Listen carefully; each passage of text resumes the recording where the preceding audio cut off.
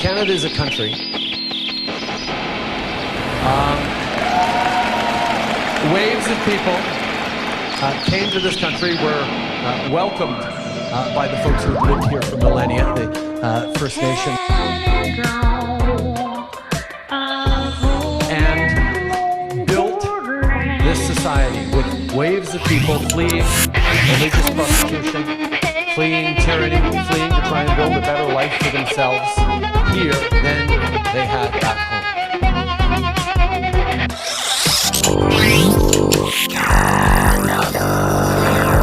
Whether it's folks fleeing from world wars or fleeing from civil wars,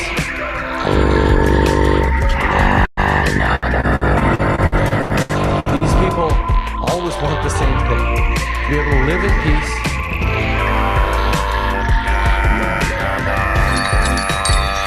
to raise their families, to create a better future for themselves and their communities. And that is what generations created, this extraordinary diverse society we have. Now, Canada remains one of the only countries in the world where citizens are, by and large, positively inclined. And one of the reasons we are that way is because Canadians have confidence in our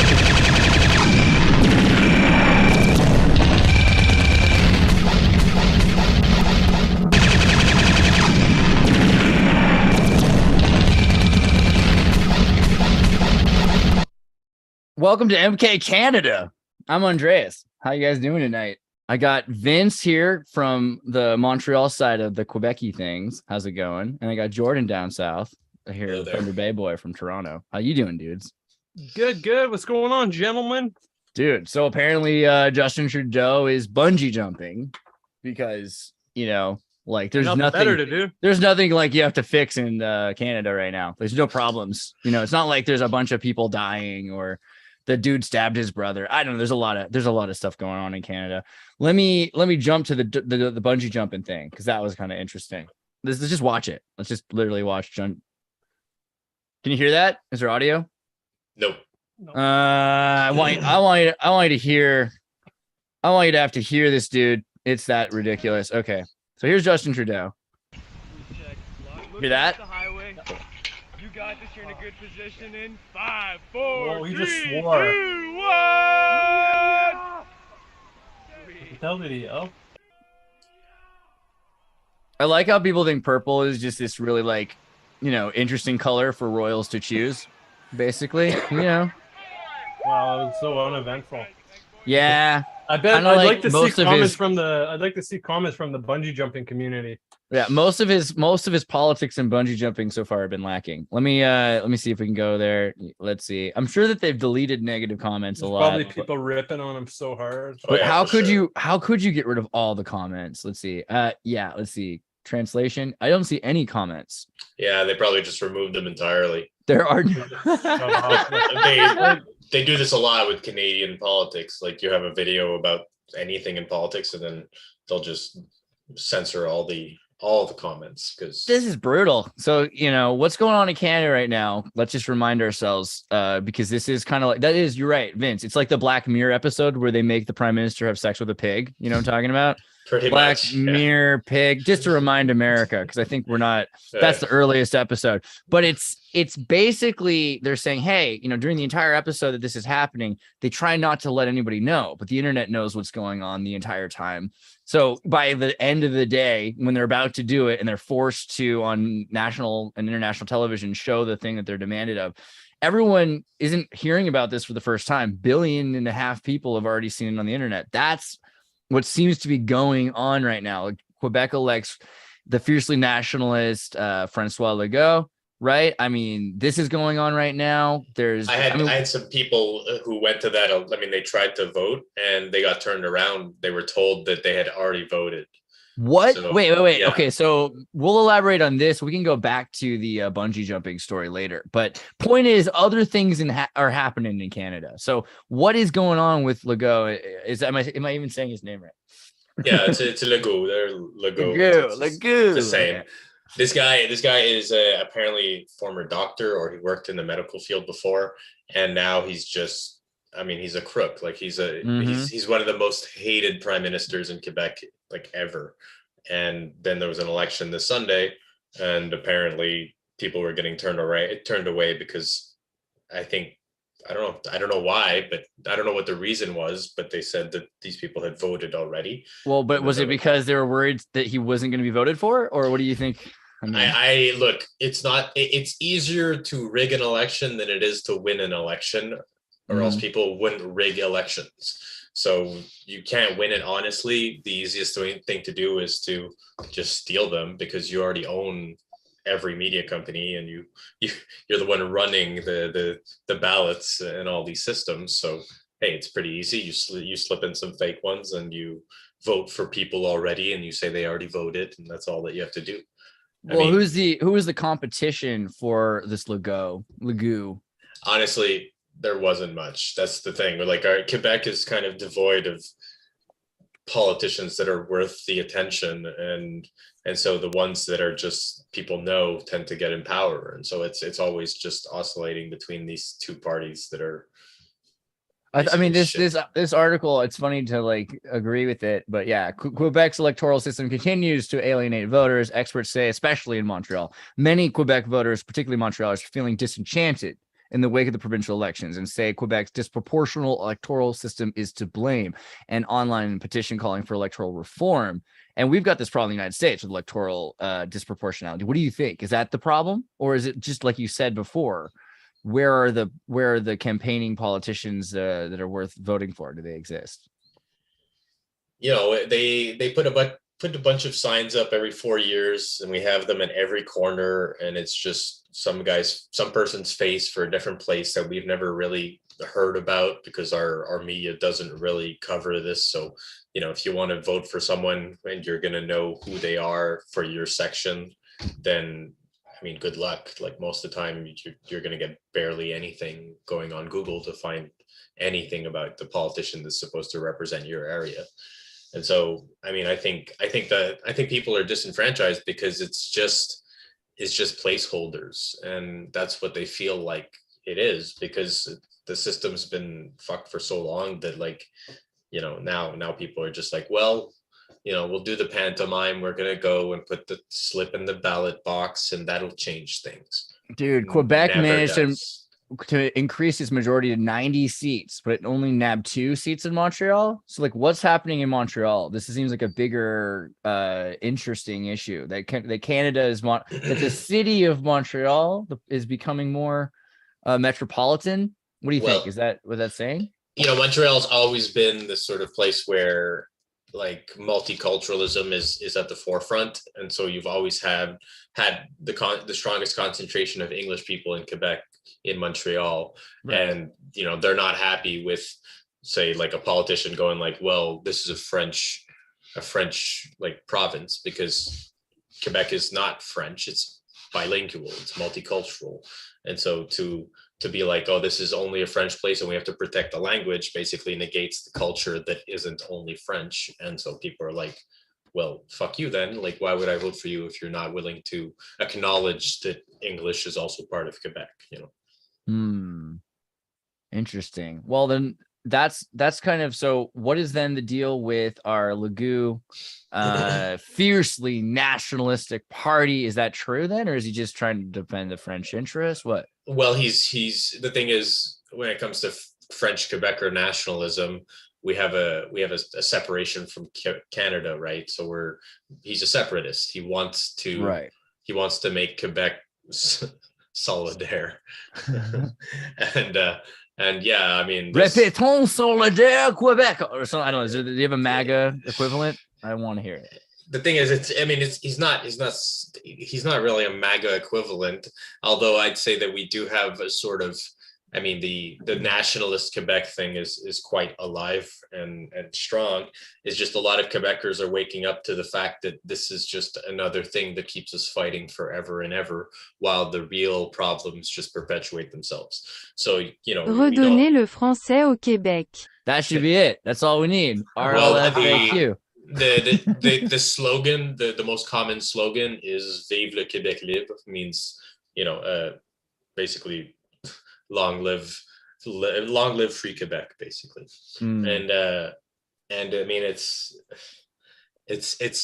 one of those things that I think this is part of the Quebec programming, where people, like, we have the most diversity and probably some of the best culture comes out of Montreal, but at the same time we have just the most divided culture in Canada, where it's just like you have the French and the English who just are pinned against each other by politicians, while the politicians sell us out to, the highest bidder, the mob, the Hells Angels, whatever they can, whoever is willing to pay the checks, basically. Dude, speaking of which, we got to do a deep dive again. Like, I know we the way it was for Americans just barely brushed the surface of like the underground criminality, but that's going to be a beautiful thing to look into. I wanted to share with everybody, if they haven't already joined the Tartary Discord, I'm sorry, the Xirtus Discord. The Tartary Discord is dead. The Xirtus Discord is the new Discord. It's dead. Damn. It was destroyed. It was destroyed. Discord destroyed the original Discord. So we have an all new Discord, and it's freaking amazing. And there's tons of people. There's like new people joining every day. We have roles, mods. There's all kinds of these robots. You can play game. We have a game room. You can just play games with robots and go fishing and stuff. But each show, we've got deep dive ideas in general for the Xirtus stuff. And then there's a pretty solid Mkcanada community now, and cool. So going through all the stuff here, you can look up Taking Care of Business, Punk Cover, obligatory memes of Canada, the Great White North. Cool. Yeah. And, so yeah, I mean, we're trying to make to open up the conversation a bit about Canada and about like the Great White North in general. I don't know if the Little Mermaid's exactly Canadian, but she has red hair, so I guess I can. Did you guys? What happened with the Miles Sanderson situation? So Canada mass stabbing suspect's brother was victim, not accomplice. Police say Miles Sanderson, who died in the RCMP custody, Royal Canadian Mounted Police, was responsible for the deaths of 11 victims, including that of his brother Damien. Like, when did you guys get full America? Like, what happened over there? I don't know, but I have not heard the update on this as of today. What is this? Is this today? Yeah. I suppose. So Canadian police have concluded that Miles Sanderson, who led officers on a multi-day manhunt after a mass stabbing last month, was responsible for 11 deaths, including that of his brother. Officers initially named Sanderson's brother Damien as a suspect in the stabbings in James Smith Cree Nation and the nearby town of Weldon, Saskatchewan. But on Tuesday, the commanding officer of the Royal Canadian Mounted Police said in the province told reporters that they had concluded Damien was a victim who played no part in the killing. So dude went crazy, killed a bunch of people, including his brother. You guys, a month ago, did this make big news? Yeah, I mean, it made pretty big news, and I think we lightly touched on it last time, where for this they had blocked off all the comments for it because right. people would have been like, well, if only they had banned knives, there wouldn't have been this happening, But because they going full America. Well, we have had shootings in Canada before, but a mass stabbing, like 11 people, that's insane. That's like, can you imagine, like, that's the most personal way you can really kill someone, and just doing it 11 times. Like, dude, the F division, that's pretty ironic too. Just like major F for all of the 11 Fs. Yeah. This person probably had a massive psychosis or a really fucking bad day. But I mean, who knows, like, there's so much at work, and it's hard to say what really qualifies as programming. And, like, I'm not so sure that this person was under MK Ultra or anything, but maybe medical distress. If you type in medical, I saw that somewhere. Where was that? It just said it. Where was that? It said medical distress. I don't know. I think the dude was crazy. Sounds at least like he's probably on some sort of a schizo thing. Maybe not MK Ultra, but everybody's a little MK Ultra now, right? You got all these laugh tracks and these crazy TV shows. They're taking all these weird vapes and drugs, and you can't even get the real things. You get this weird synthetic crap in different like gas stations across the provinces. I mean, I don't know. Hey, look, I mean, it's from every direction is sort of contributing to mass programming. And so to have someone who snaps within the system, within the matrix, is sort of like someone has suddenly been activated as a sleeper agent in some sort of, I don't know, weird spell. When they were 9, Sanderson's parents separated. The boy went to live with his father and father's girlfriend, where he witnessed more violence. Next, he went to live with his grandparents, but ended up in an abusive environment again. Then Sanderson went to live with the father. He was 11. 11. There's a lot of 11 going on here. I hate to be like full synchronicity, but interesting. At 12 years old, Miles Sanders started drinking, smoking marijuana. At 14, he added cocaine into the mix. Okay, so then it gets into the methed out cut cocaine crack on speeds and things. And his brain goes nuts. Then he starts going through prisoning. Was it 6 children mentioned by the parole board? Your criminal offending commenced at a young age. Okay. So the fact that he's been raised going into criminal environments, anytime you get in trouble, they put you in an environment with more criminals rather than put him in a place where he can learn how to act like other people that aren't criminals, put you in a group of criminals and you can all follow each other. Right. I don't know. Maybe that's even a bigger problem in society is, and he looks like he's probably Ojibwa or some sort of First Native to some extent also, right? And a name like Sanderson too, right? It's like the Cassius Clay been given this name, forced to assimilate into a culture that's taken over your country. I don't know. The colonized name, right? The slave name, as they would call it. And not taken away from like the Scandinavians, like who were in Canada 1,000 years ago. Just saying, this is the British version of that.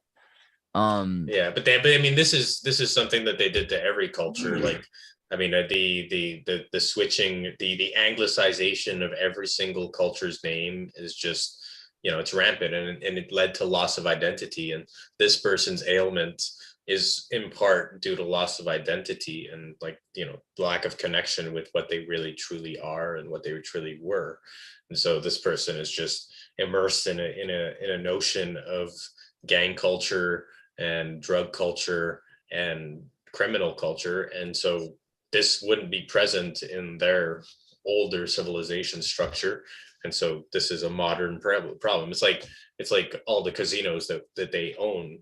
I mean, that wouldn't have existed without us. And so this is just a byproduct. Right. Of all the things that they could give them like gambling and casinos, things that aren't really good for your society, make some people sell crack, make other people run casinos.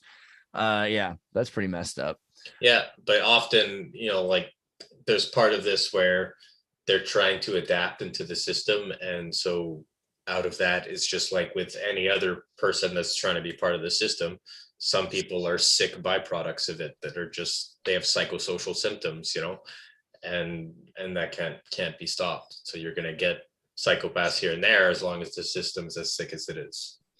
Well, I mean, and then you've got perpetuation in Tavistock media. You think about like sports and television, and hockey comes up obviously again this week. Hockey even more under the gun than before.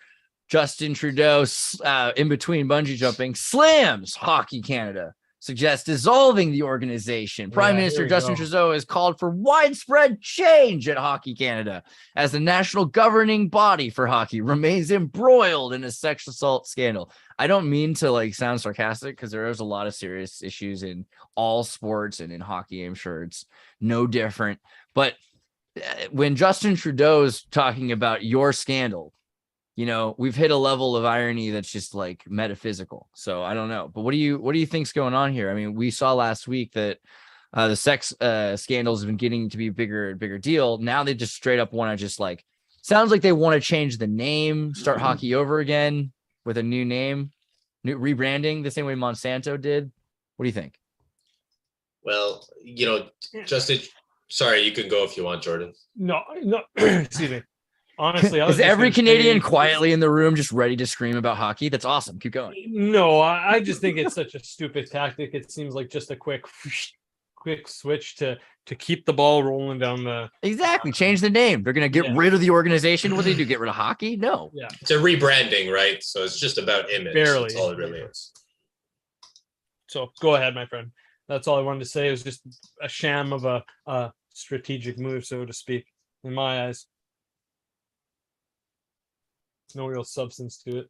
Jordan, go ahead. I mean, Vince, either way. I don't know if you guys have thoughts on I'll read it further if you want a bit too. This past summer, it was revealed that Hockey Canada had used National Equity Fund to pay off sexual assault victims on Monday. The Globe and Mail reported that Hockey Canada engineered a second fund called the Participants Legacy Trust, which remind me, we should do this too. The Participant Legacy Trust Fund with the purpose of matters including, but not limited to, sexual abuse.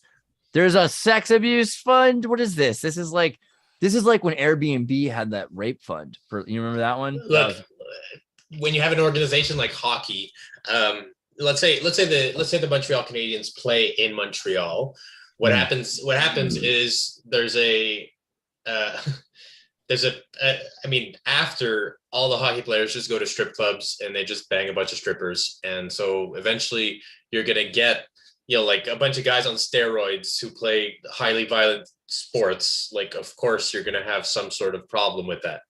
But, I think Justin Trudeau is doing this because he wants to win as many gold stars as he wants. And for him, that's done by virtue signaling. So this is just another notch on his like virtue signaling belt that he can just proclaim as being morally superior, But at the same time, he has allegations against him for sexual assault as well. Right. Exactly. So it's like, it's like him going like, oh, racism is bad, but then doing blackface, like this is just the exact same process, except now done with hockey. And they're going to take every single part of culture. And don't get me wrong, there's problems with hockey. I mean, like there's something weird about the psychology of the appreciation of this sport, and I guess it extends to most sports, like like it's like the equivalent of our baseball or football that you have in America. But like let's say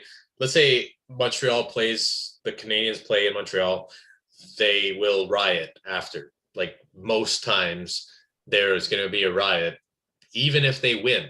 So it's like, even if they get what they want, in the end, there's still going to be a violent reaction from the crowd. And that's just, it's like the cathartic moment for our culture, where everything is just, we know it's bullshit and we know that we're being lied to, but we have to just keep going along and going along and going along. And then the moment things happen in a sport, it's like the energy gets so high that we just break loose, and for a moment we think we're invincible because our hockey team won or something like that. I'm so convinced the biggest lie isn't even hockey, it's lacrosse, right? Because lacrosse is such a Jesuit mind. I mean, just a total lie. The idea that in the 12th century these natives were created this game called the cross. No, that's not what happened. And as you get deeper into it, like, of course, we're natives playing games. So yes, there are all kinds of interesting games. But this game, which they pretend, what they did was they completely assimilated the culture and turned it into lacrosse and make people think that this 17th century game is an Indigenous game. That is the gnarliest. I can't believe they get away with it. That is the most brutal. Yeah, like this is not what natives did in the 12th century. I'm sorry, it's not real. But they had a mean game of soccer though. Yeah, but this picture is about lacrosse. It's from the 1850s, so that's the other. So the idea that this is a new thing, it's a new thing. Soccer, on the other hand, we could do soccer skull, Aztecs. That's a good point. I mean, people kicking skulls around, that's legit. I don't know if I can find a picture of that being. Yeah, I don't think you're gonna be able to find that. Yeah. Kicking, I'd have to make it with just look up like AIRs. Aztec soccer game or something. This works though, right? You can get kind of the vibe. That's all you need. That tells you what you're thinking about. That's the most native picture I've ever seen in my life. Wow. I mean, you can't actually see a native picture. Arguments here, because if you were to look at it, you'd be looking at it through your own modern lens. Sure. I mean, like no matter what, we're going to interpret things our own way. And so we're going to look at an old ritual, like, head soccer and be like, oh, this is bad. I think we can't understand things like soccer because the idea that people were trying to get sacrificed to get to the top of the thing, it's hard to understand. Oh wait, never mind. Anyway, as in we do that all the time. Trudeau's Canadians should create hockey. Should create Canada hockey if Canadians should create Canada hockey if Hockey Canada doesn't change soon. There we go. Sorry, it was like a Dr. Seuss post. But if they're gonna name the new organization Canada Hockey instead of Hockey Canada, Will that solve sexual assault in Canada? I don't know. Or take it further. Take it further. Like, is this going to do anything at all? Like, what is this? What is this going to do? Maybe the Google searches improvement on that. Maybe. That's fair. Although I've heard you can pay lawyers to wipe like phrases from the internet. Did I say Kurt and Melissa are here? Because like I psychologically felt it, but I wasn't sure. Like, ladies and gentlemen, welcome to the show, Kurt and Alyssa. I'm so sorry. Great to be here. God, I love that voice. Anyway, it's going to improve search results. I hear you there. But the other thing is that Canada is going to be in control of. See, it's not Americans playing hockey now. It's Canada running the hockey, So it's like, it's not just Hockey Canada. That was like, hey, we're in Canada. We love hockey foremost.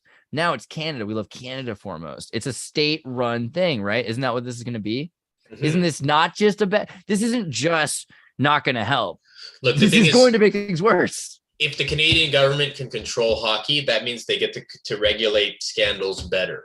So what we had now with this sex scandal that emerged was actually just a failure from PR.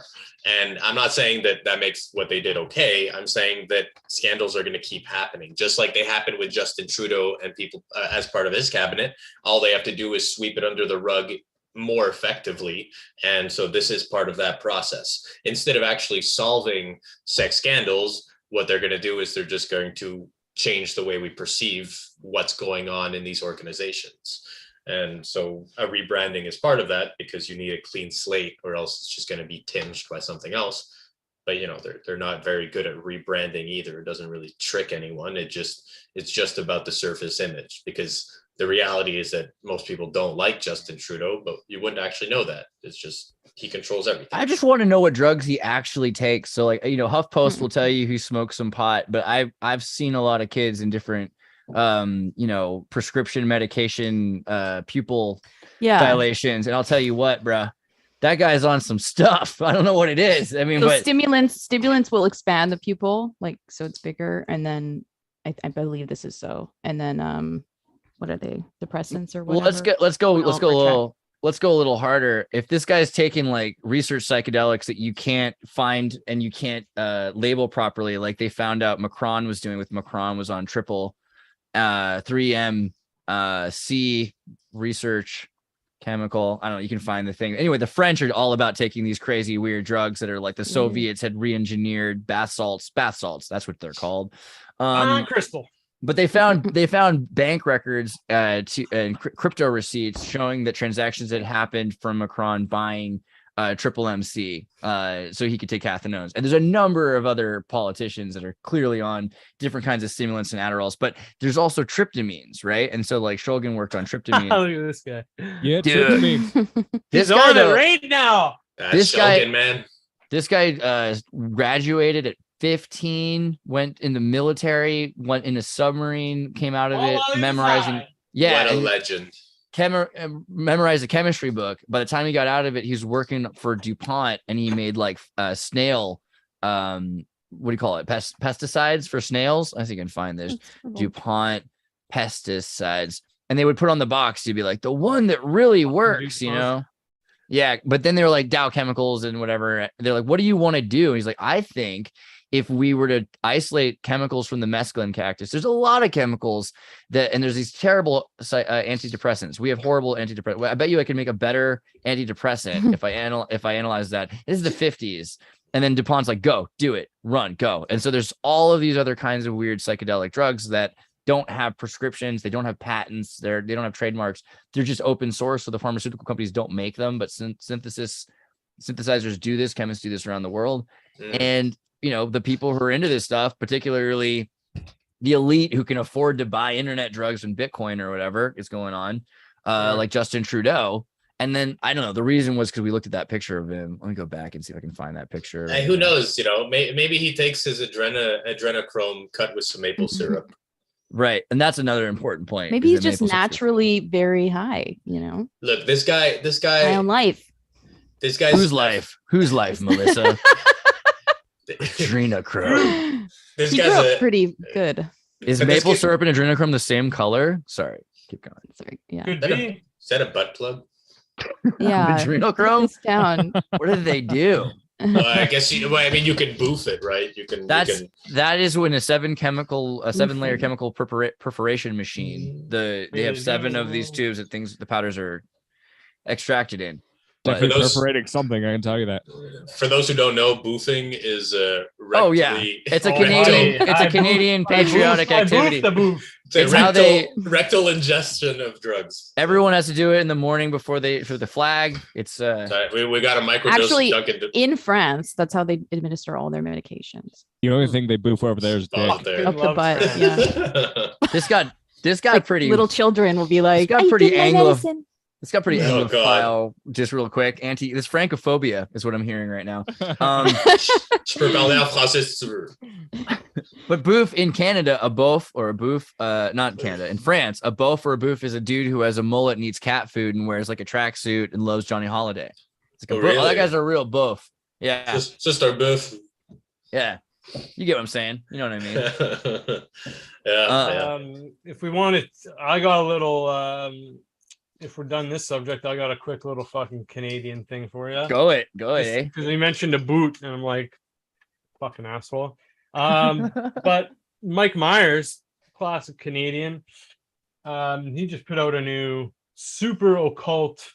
Oh yeah. I talked about it last time. Yeah. This is a thing that we should harp on, though. Hubert Dip. I have to watch it. So I watched the first 3 episodes, and it's like it's stupid as fuck, but like it's fun seeing all the symbols and just the ideas that they're throwing. And I think it's freaking great. I mean, it's great. And then have you guys seen the other Netflix show Inside Job?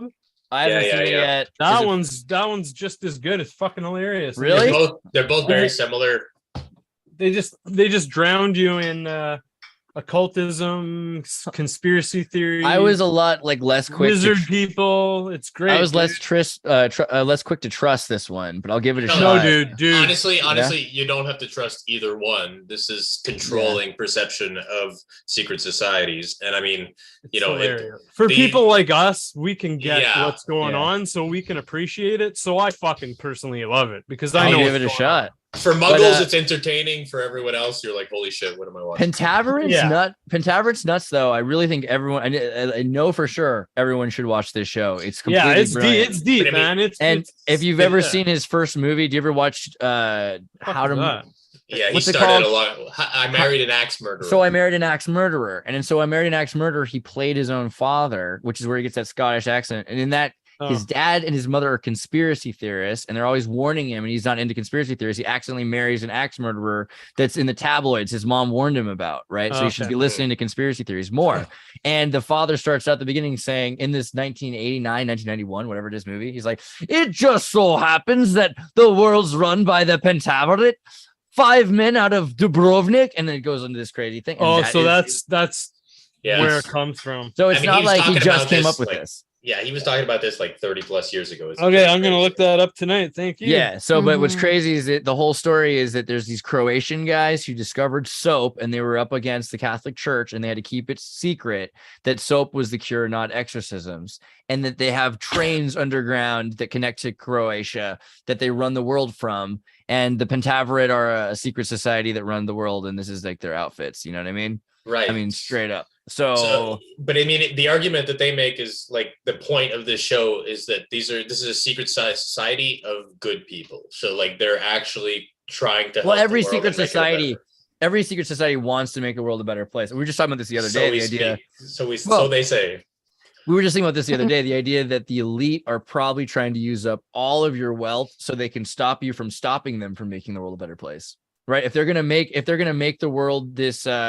Reset economy utopia, they have to stop everybody from having all the money. Right. Well, stop them. Right. The thing is, the question is like making it better for who, basically. And well, I mean, if these guys want soap for everybody, right? And soap is generally good for everybody. Right. So the problem in the show is that Rupert Murdoch gets into the group. And when Rupert Murdoch gets into the group, he tries to destroy the group. The same problem that happened in what's that movie with Mel Gibson, Conspiracy? You know what I'm talking about? Conspiracy Theory? Conspiracy theory? What's that movie about conspiracy theory? Yeah. Called conspiracy. Anyway, It's called Conspiracy Theory. I've never seen it. it's a very important movie. In the first, like, what he does Scary is like movie. he starts out at the movie, but well, it's such a MK Ultra Tavistock movie because the idea is that okay, we did have, and this came out right after the Freedom of Information Act show that there were MK Ultra documents. So like, we do have some documents, but the thing was the scientist who did that was crazy and we had nothing to do with it. He was a Nazi. Yeah, we hired a Nazi, but that was a bad idea. We moved on, and and then it's played by was Patrick Stewart? I think So. Stewart maybe. is the Nazi Dr. Green character. Conspiracy theory, but the deal is that then so he's the Nazi, he screwed it all up, and now we're all better, right? Because he's gone. So the America, we're back on track, and that was the point of that movie. But they start out with it by saying, this conspiracy and that conspiracy. And he's telling this person as a taxi driver all these conspiracies, like, and then they lined them up and they made them come in a cup so they could, in vitro clone all of the presidents. And then he tells them about fluoride in the water. So it's like, by the time you hear all of the conspiracies, you've heard a couple first that are so crazy sounding that you can't absorb the rest of them are all actually just not conspiracy theories. They're just facts, right? The illusions made of truth. Silly. That's a silly one. I mean, that was one of those like long orbits, so I don't remember exactly like what the point of conspiracy theory was. Oh, Pentaveret? Yeah, Pentaveret and every show about conspiracy theories that disclose anything, they have the same plot formula. The world is a vampire, and then the world's got all these problems, and America's making it better, and then all of a sudden somebody gets in there and he screws up the program, and they had to do it.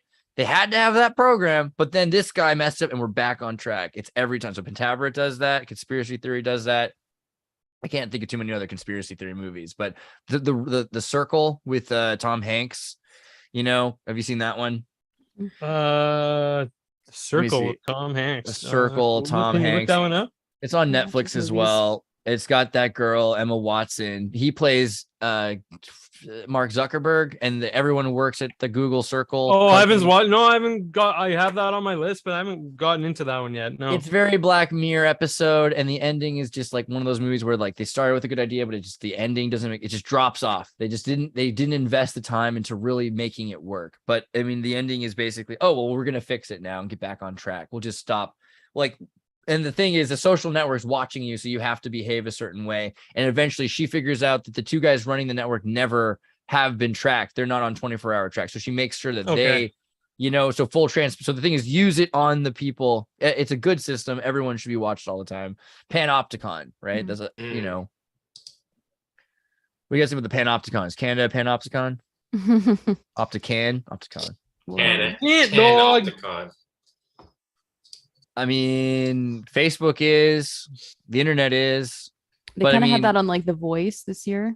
What's The Voice? During pandemic, that song show. The Voice. What's this? Oh yeah, talk about this. What is this? Not Voice Canada, The Voice America. They had like during the pandemic, the screens behind the judges of everyone in the audience. Like it was like screens of people's faces, like mega screens of like zooming, audience members zooming in to watch. I mean, you can see like the Voice audience pandemic or something.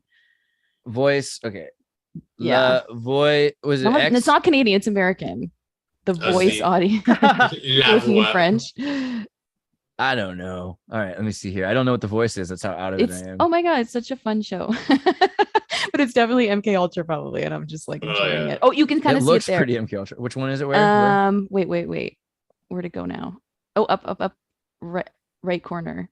Yeah, right corner. Yeah, this. And you can kind of see the background. See how everyone's just oh my god, Zoom cool. audiences. Yeah, and I think Ellen did it too, but I can't remember. Someone else did it. That's insane. It's creepy. We can regard our cell phones as part of the Panopticon as well. I mean, they record us, they document us, track us, everything. So the shot that they get is so funny though. Like do you feel like yeah. Do you feel like in American society, I feel like they're trying to push us to all care about America, like nationalism. You have to care if everyone has a mask or something like that. But does that come more naturally in Canada or not? Like, do you Do you feel like being a Canadian is as important as being a free person, or which is more important? I mean, look, I don't know anyone That's who freedom. says for Queen and Country, so Mhm. like I don't think anyone who's Canadian, they don't. I mean, I know some Canadians who do identify as Canadian and go like they have pride about it, but most people I know they're just like, I'm a person and you're a person and we're gonna be nice to each other because we're people, not because we're Canadians. Like it's if you get someone who's not Canadian come in, they're not gonna be like, oh, you're not Canadian, like unless they're Quebecer, at which point they're gonna be like, you're not French, so they're gonna be mean about it. Yeah. But, Yeah, and their Some like of the- culturalization programming is sort of like pretty streamlined, I'd say. Like There's a lot of scandals though that make it like harder because you're like watching Canada not be this innocent thing all the time. I mean, so the short history of Justin Trudeau's scandals plagued by a liberal government. I don't know if that's the idea of liberal is so different in Canada also. The and scandals, liberal between federal and provincial is different too. Right. I'm pretty sure in governments. yeah, you want to expand upon that? Like what would you say like to explain that to an American or something? Yeah, it's like the liberal like provincial government is gonna, I think in BC at least, it's more some kind of economic planning is different with them. Like I don't know how to describe it, but they're basically responsible for a lot of like a housing crisis and like weird scandals too, but they're separate somehow from the federal stream. I don't know why, but their approach is just different. I don't know. 70 years old. These things. Gosh. Well, it's like it just seems like the it's everybody's using the words they want to use. They've been using since the 20s or something, the 70s, anytime in between, and then they don't. All I know is that we vote Right. NDP. If you're one of the people, you vote NDP. One of the people, you vote NDP, and then if you want to be an asshole, you vote Green. That's kind of it. Everyone's an asshole to someone else, so it's endless. Yeah. If you want to be like fuck you, like ruin their algorithms or something, then you vote Green. These aren't even all just like blackface. Aga Khan, Justin Trudeau first got in trouble with the ethics commissioner in December 27 when it came out that he'd broken conflicts of interest rules by vacationing at the Aga Khan's private island over Christmas. What is the Aga Khan? A title held by the Imam of the Nizari of the Shias. What? Okay, so he had like had a pretty big party, and this guy's in charge of the Shia Islamic. Is it? What is this guy? Who is this guy? Aga Khan. He looks like super British looking, for a Muslim. Persian, Aga. Yeah, big time.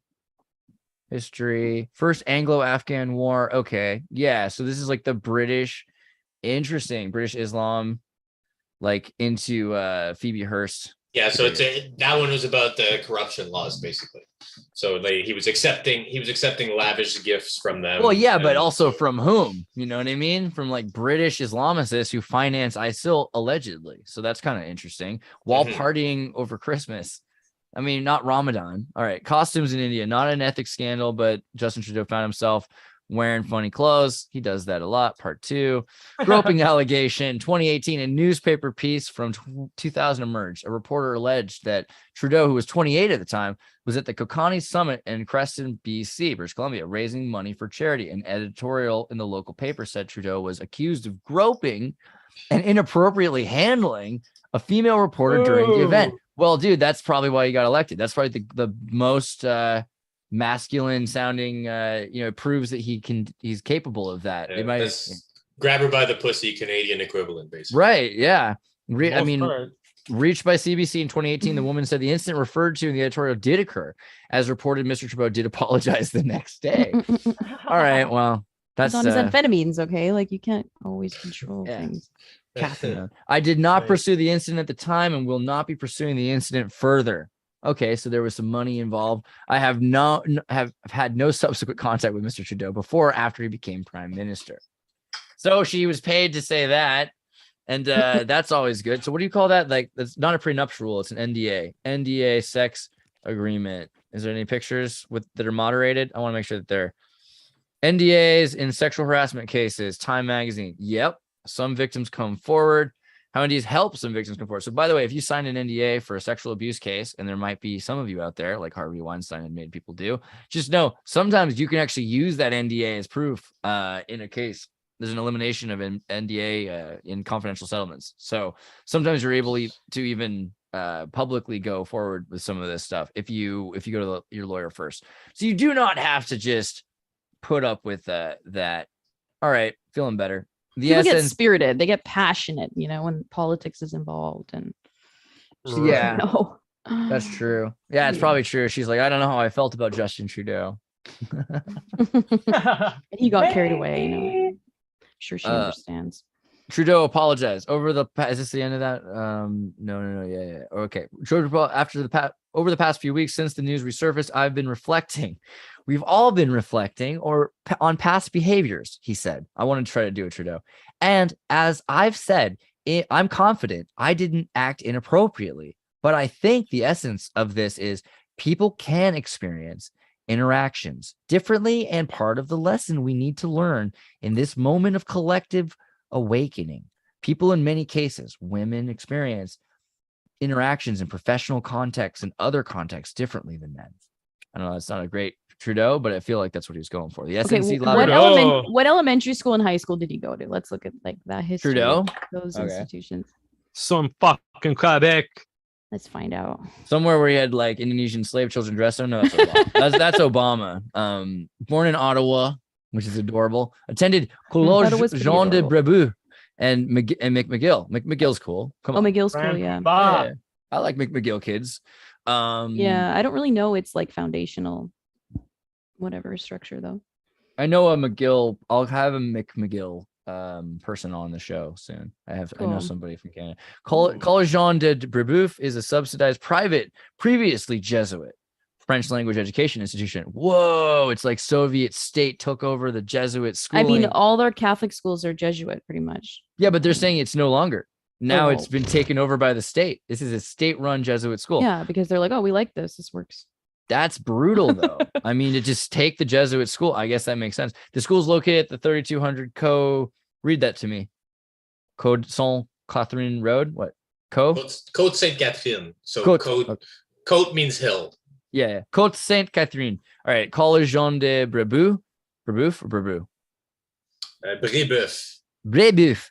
Jean de Brebeuf. Jean de Brebeuf. That's better. I like Jean Brebeuf.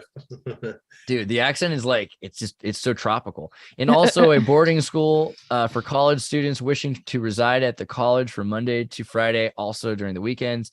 Trudeau went there.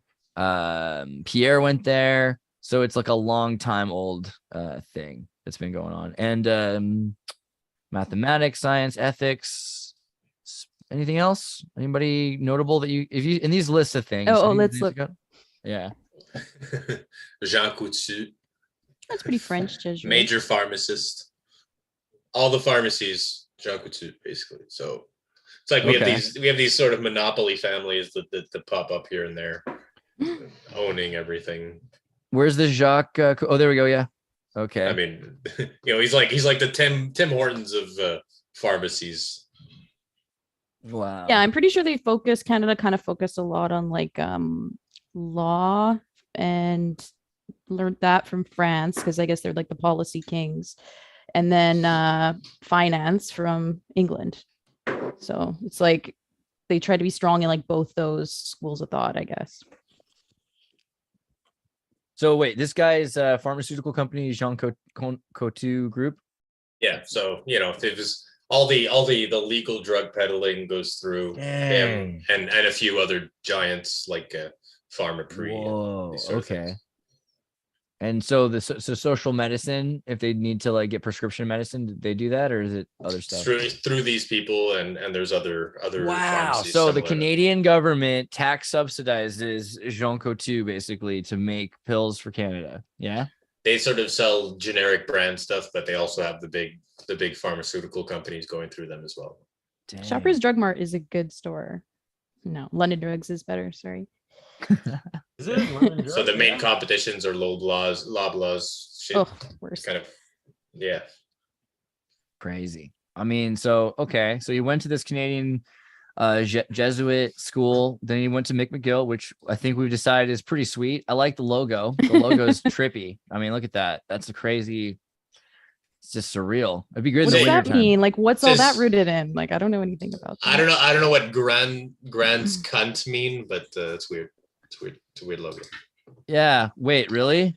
I mean, it's a really weird way of spelling coat. Wow. That's an interesting choice. Let's see. Is there the shield somewhere here? Does it talk about it?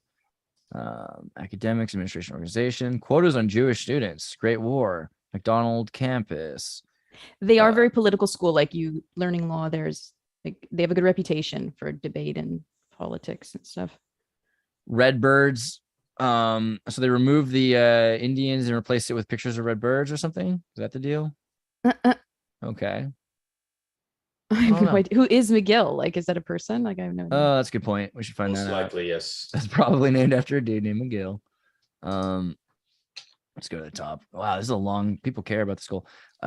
Named after James James McGill. I love their schools, dog. Pretty important, yeah. Where money gets freaking pumped in and out of secret societies, upbringings. That's where a lot of shit goes down, man. It's brainwashing, mind control. That's where liberal arts school, you know, like it all goes down. Yeah, if you want to be an artist or interesting, you go to McGill. Like you don't stick here in BC. Yeah, you don't fucking go to Yale with the skull and bones. You know, if you want to be a doctor or researcher, you stay in BC. But all the kids I know, all the kids I know went to Guelph at first. I guess is that not the thing? Nice.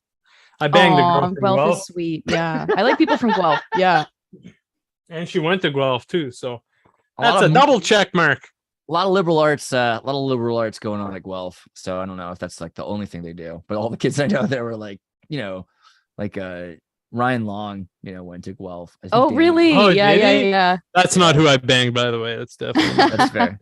Allegedly. All right. But yeah, I mean, people from Guelph are really sweet. I don't know. I'm the ones. Yeah, no, I've noticed that. I don't know. But okay, so Scottish Canadian McGill, not so sweet, kind of sassy looking, actually. He looks interesting. His forehead is ugly fucking schmuck. He's been through some stuff. There's a lot of, and that's that Kids in the Hall Scott. Yeah, he looks right? like the Kids in the Hall is always like the Mike Scottish. Myers, So there's a lot of Scots going on there. Yeah, McMyers, all these. But okay, so he was elected to the Legislative Assembly of the Lower Canada for Montreal West in 1792. Was appointed to Executive Council of Lower Canada in 1793. Was the honorary lieutenant colonel of the 1st Battalion. Did a lot of. Was he in the Beaver Club? He was in the Beaver Club. Dude, okay, well, is that the Canadian Hellfire Club or something? Basically, I was just gonna say, yeah, is it? So beavers are super symbols of chaos. Apparently, I've been looking into this more and more. I was like, why? What's that? Well, beavers are destructive. They're awesome, but they'll make floods. They'll destroy communities. They brought them to Argentina so they'd have them on the other side just in case of the seasons. And now they've got all these beaver problems in South America that are just destroying areas. But we think of the Beaver Club as being the fur traders, but they were also, guess what, trading women from France, these Moulin Rouge prostitutes and things that the Catholic Church would pick up.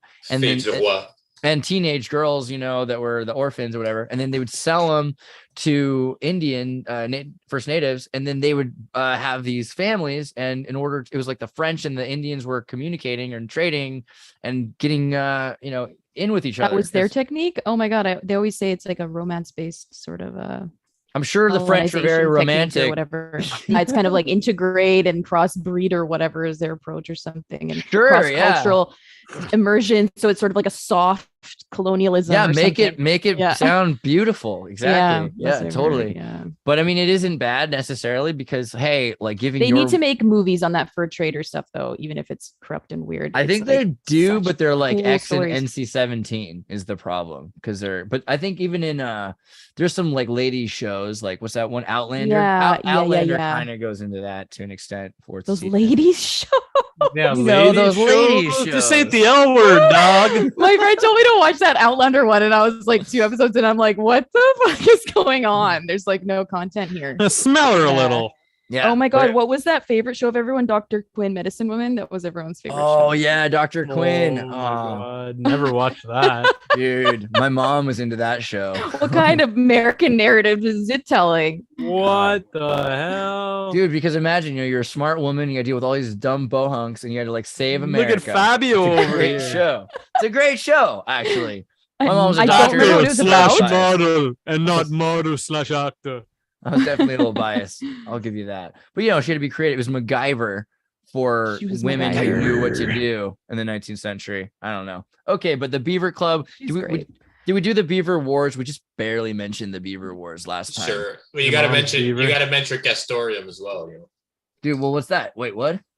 Oh, Castoreum is a sweetener that comes from beaver anal. Oh, right, Castoreum. Yes. So what's up with? They put in the beaver sweeteners coming from the butthole.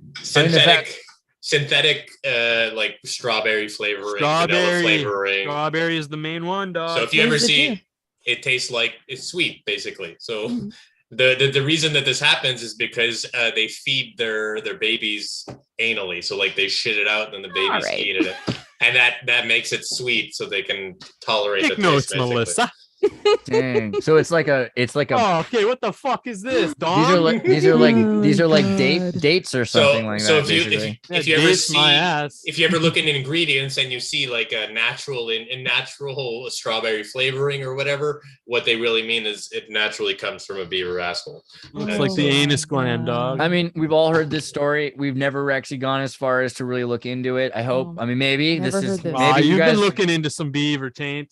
So I've always heard all my life that there's it's not just artificial flavorings that are weird. It's also the natural flavorings, because the natural flavors, this is Castoreum, and they can do this with raccoons and other things as well. But yeah, so this is in perfumes, food additives since the early 1900s. It was a tincture that you could actually put into cakes, and they now make synthetic versions of it. Imagine that. Chanel uses it. Okay, now I see perfume. Quick story. My mom used to run a shop, and I went through this book of like different inventory she could order and stuff. And even though it was not a product that she was selling or fits her store any goddamn bit, I told her, I need you to order me a whole fucking box of fart spray. And I was in grade 6 or so, and I brought one can to school one day, and just trying to be kind of sneaky, even though my first mistake was telling other kids that I brought it to school. So I think I gave it like one little squirt in the cubby room, the back room where you hang your coats and stuff. We could, like, before we even stood up to sing "O Canada," it was a fucking shit show, dog. It was fucking bad news. It was like a huge scandal. People were pointing fingers. People were pointing fingers at other people that weren't even me, even though they knew it was wild, man. So I don't remember what I did. I did something really Jack Bauer, and I like slid the instead of like throwing the can in the fucking garbage or whatever, I like slid it across the floor, hoping that like something would happen. And so I don't know if someone else got blamed for it, or if it just ended up being like, okay, we don't know who did it, but don't fuck around anymore. And I went home and told my mom. She's just howling. She was just laughing. And now I still have 23 out of 24 of a case of that stuff. And I'm like, that stuff fucking stinks. What am I gonna do with it? So yeah. What are you gonna do? Honestly, you just gotta sell it to some kids now. Yeah. True. Pay it to the next, pay it to the next. Dude, wait outside of an ATM machine and wait for some kid to come get some money out, and then tell them. And then as soon as the money's coming out, just be like, dude, you gotta buy. Somebody left this with me. It's a great deal. This is $1,500 worth of whatever. Yeah, just scam them. Donate it to like a bunch of thrift stores or something. Just teach a kid a lesson. That's all I'm saying. We got a super chat from Stefan, who I love. We all love Stefan. You're a wonderful man. And he says, giant beavers. Giant beavers were deadly. Imagine a whole pack. And I'm trying to find the pictures of giant beavers. But like, bro, yeah, I mean, this thing attacking you is no fun. That's not even a giant beaver. They're bigger beavers than this. And there's the sloths and things that were 20 feet tall. But I used to love that show. Remember the early Narnia from BBC where they had the beaver? Oh yeah. Narnia's good. Was that BBC Narnia thing? Is that what you're talking about? BBC Narnia. I loved that when I was a kid. Yeah. Old school 25 frames a second, right? It was crazy. So good. So good. Dude, if you guys like Narnia and you haven't seen this is the Narnia for you. There's like 20 cassette tapes of this. I'm pretty sure. I think I've seen that one. I remember the girl with the fucking horns. Yeah. So Tavistock. It was amazing. Yeah. Lucy. Yeah. Yeah. Oh, yeah. Terrifying witch. But yeah, dude, so good. But the beaver family helps Lucy. This is how big we're talking. We're talking beaver big. And Oh yeah, well those are giants. That was giant everything back then, so everything was. Dude, don't those are know. action figures there, Andreas. that's just for proportion, man. Actual size, bro. Actual I'll size. show you proportion there, box. But if if you think about the beaver wars and like the fact that they killed off all these giant, hey, Bernie's here. What's up, bro? How's it going? What's happening? How are you? Bernard! I'm gonna slap my knee. Oh, Canada. That's how I feel tonight. What do you think about giant beavers? I know we kind of tapped the idea of the beaver wars before, but it's like, wait, are you talking about We're my not ex? talking about your mom's beaver back no, there. just straight up actual giant killer beavers that could eat like redwood trees, and these are the Megafauna is a serious subject, and it kind of corresponds to like the whole Atlantean Younger Dryas event, and that they all seem to have been wiped out about 12,000 years ago, at the same time as this Younger Dryas catastrophe, and what would have been the wiped out of Atlantis or the previous mega civilization.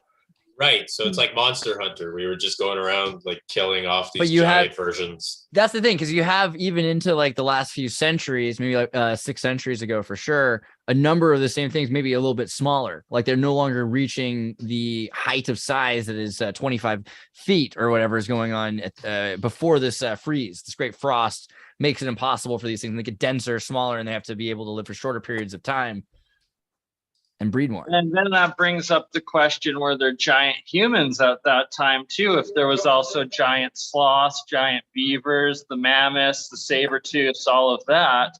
And then we have the rumors of pre-Noah's flood that there were giants in those days. Dude, Peking man was already way bigger than dudes now. I mean, that's not actual size or anything, but I'm just saying he was taller than you get these. In China, they found the Peking man. Peking man's definitely taller than today's Chinaman. You know what I mean? I don't know if you're supposed to say it like that, Don't but say people that, from yeah. China, yeah, China person, is that the way it goes? But Like Phil Diamond Lewis up in here. I meant it the idea that a Han Chinese person today is usually less than 2 meters tall, whereas a Peking Cro-Magnon was usually above 2 meters tall. And the anthropologists have shown that they live decades longer than contemporary humans live, into their, maybe 190 to 100 years old, 120. But we get down to 60, 80 for a lot of humans today. So we have shorter lifespans in general, not just in China, all around the world. Europeans certainly, it's not that they're all tall either. And the entire world's covered in people that are not as tall as it's like we aren't the apex. Like something was that thing with the evolution of man walk, right? Yeah, we've de-evolved essentially. We're getting to that point where the computer was a computer. Like nutrition density or something. Boom, there it is. Difference. That's the walk. That's the walk we took. Nice. Yeah, that's way more accurate. Except maybe over here, we just have to block out part of it. Okay, can I do? Boom! It started like this. That's what it went like from here to here. Yeah, right. And were Making we bold statements on here, some folks. other higher technology before too that we've de-evolved from, potentially where we used to have 100% access of the brain functionality instead of the 9 to 10% we have now? Yeah, what do you think the deal with that is? Because that's people talk about how different parts of your brain light up, but not all of them at once. And then, they've done the studies where they've given psychedelics to people and done CAT scans. Let me see if I can show that, like a LSD MRI, and how so much of the brain starts to light up. But then you wouldn't really want that person driving. So what do you think? I mean, where are we at? It could be like us accessing a higher dimension, essentially, like that Akashic record or some sort of telekinetic sort of abilities or something like that, if it was all connected. And it seems like the quote unquote hallucinations that you get from psychedelics, when in fact it seems like it's actually crossing over to the spiritual realm. And DMT is a great example of that. I haven't done DMT myself yet, but the fact that it's naturally in the body when you're born, when you die, and when you dream, and when you dream, you're crossing over to the dream realm or that spiritual realm. Totally. Damn. Like I view it like it depends on the type of psychedelic. Some psychedelics act as augmenters, like they're cognitive augmenters, like especially something like mushrooms or acid, where it feels like your brain is processing information faster. So when you're sober, you're actually seeing a version of reality that your brain can process. And then when you're under the influence of mind altered states, whether it be through psychedelics or meditation, Or whatever, freaking however you yoga, do. right? Because yoga, Yeah, this so is where's that picture I just saw? This is your brain like, on yoga, some of Kundalini the- yoga. Some of the best psychedelic art I've ever generated was actually came as a result of meditation.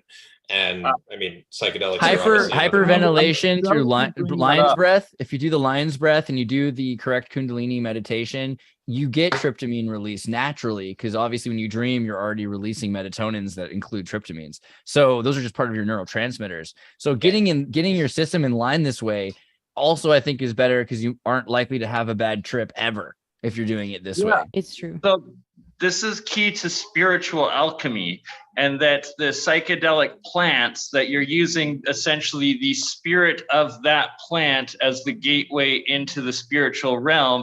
And then it's that the drug, that plant's interpretation or effects on you, where when you're meditating, you're going through yourself, you're one with yourself in crossing over to that line. That's as pure as it gets, and thus you're not having the influence of the drug. It's your own connected and oneness with the realm and the universe. Right. Shulgin's whole thing was that the human body and all of the plants are all part of this system, and the system are doors and keys, because if you opened all the doors of your mind, you know, like if you were to look at a tiger and you think, wow, look at the beautiful pattern on its skin, and you weren't afraid of it, right? That would be bad most of the time. So there's certain times where it's okay to look at patterns of things. Those are the moments where you're supposed to open the doors with the keys in nature, but then they lock back up again. So you're able to live your life. And I think that there's some truth to that. Also, that so many of the things in nature have been destroyed. Shout out to the destroyed rainforest with all the cool plants. You know what I mean? Because there's a lot of crazy things that we don't know exist anymore that would have probably been there to save you at some point.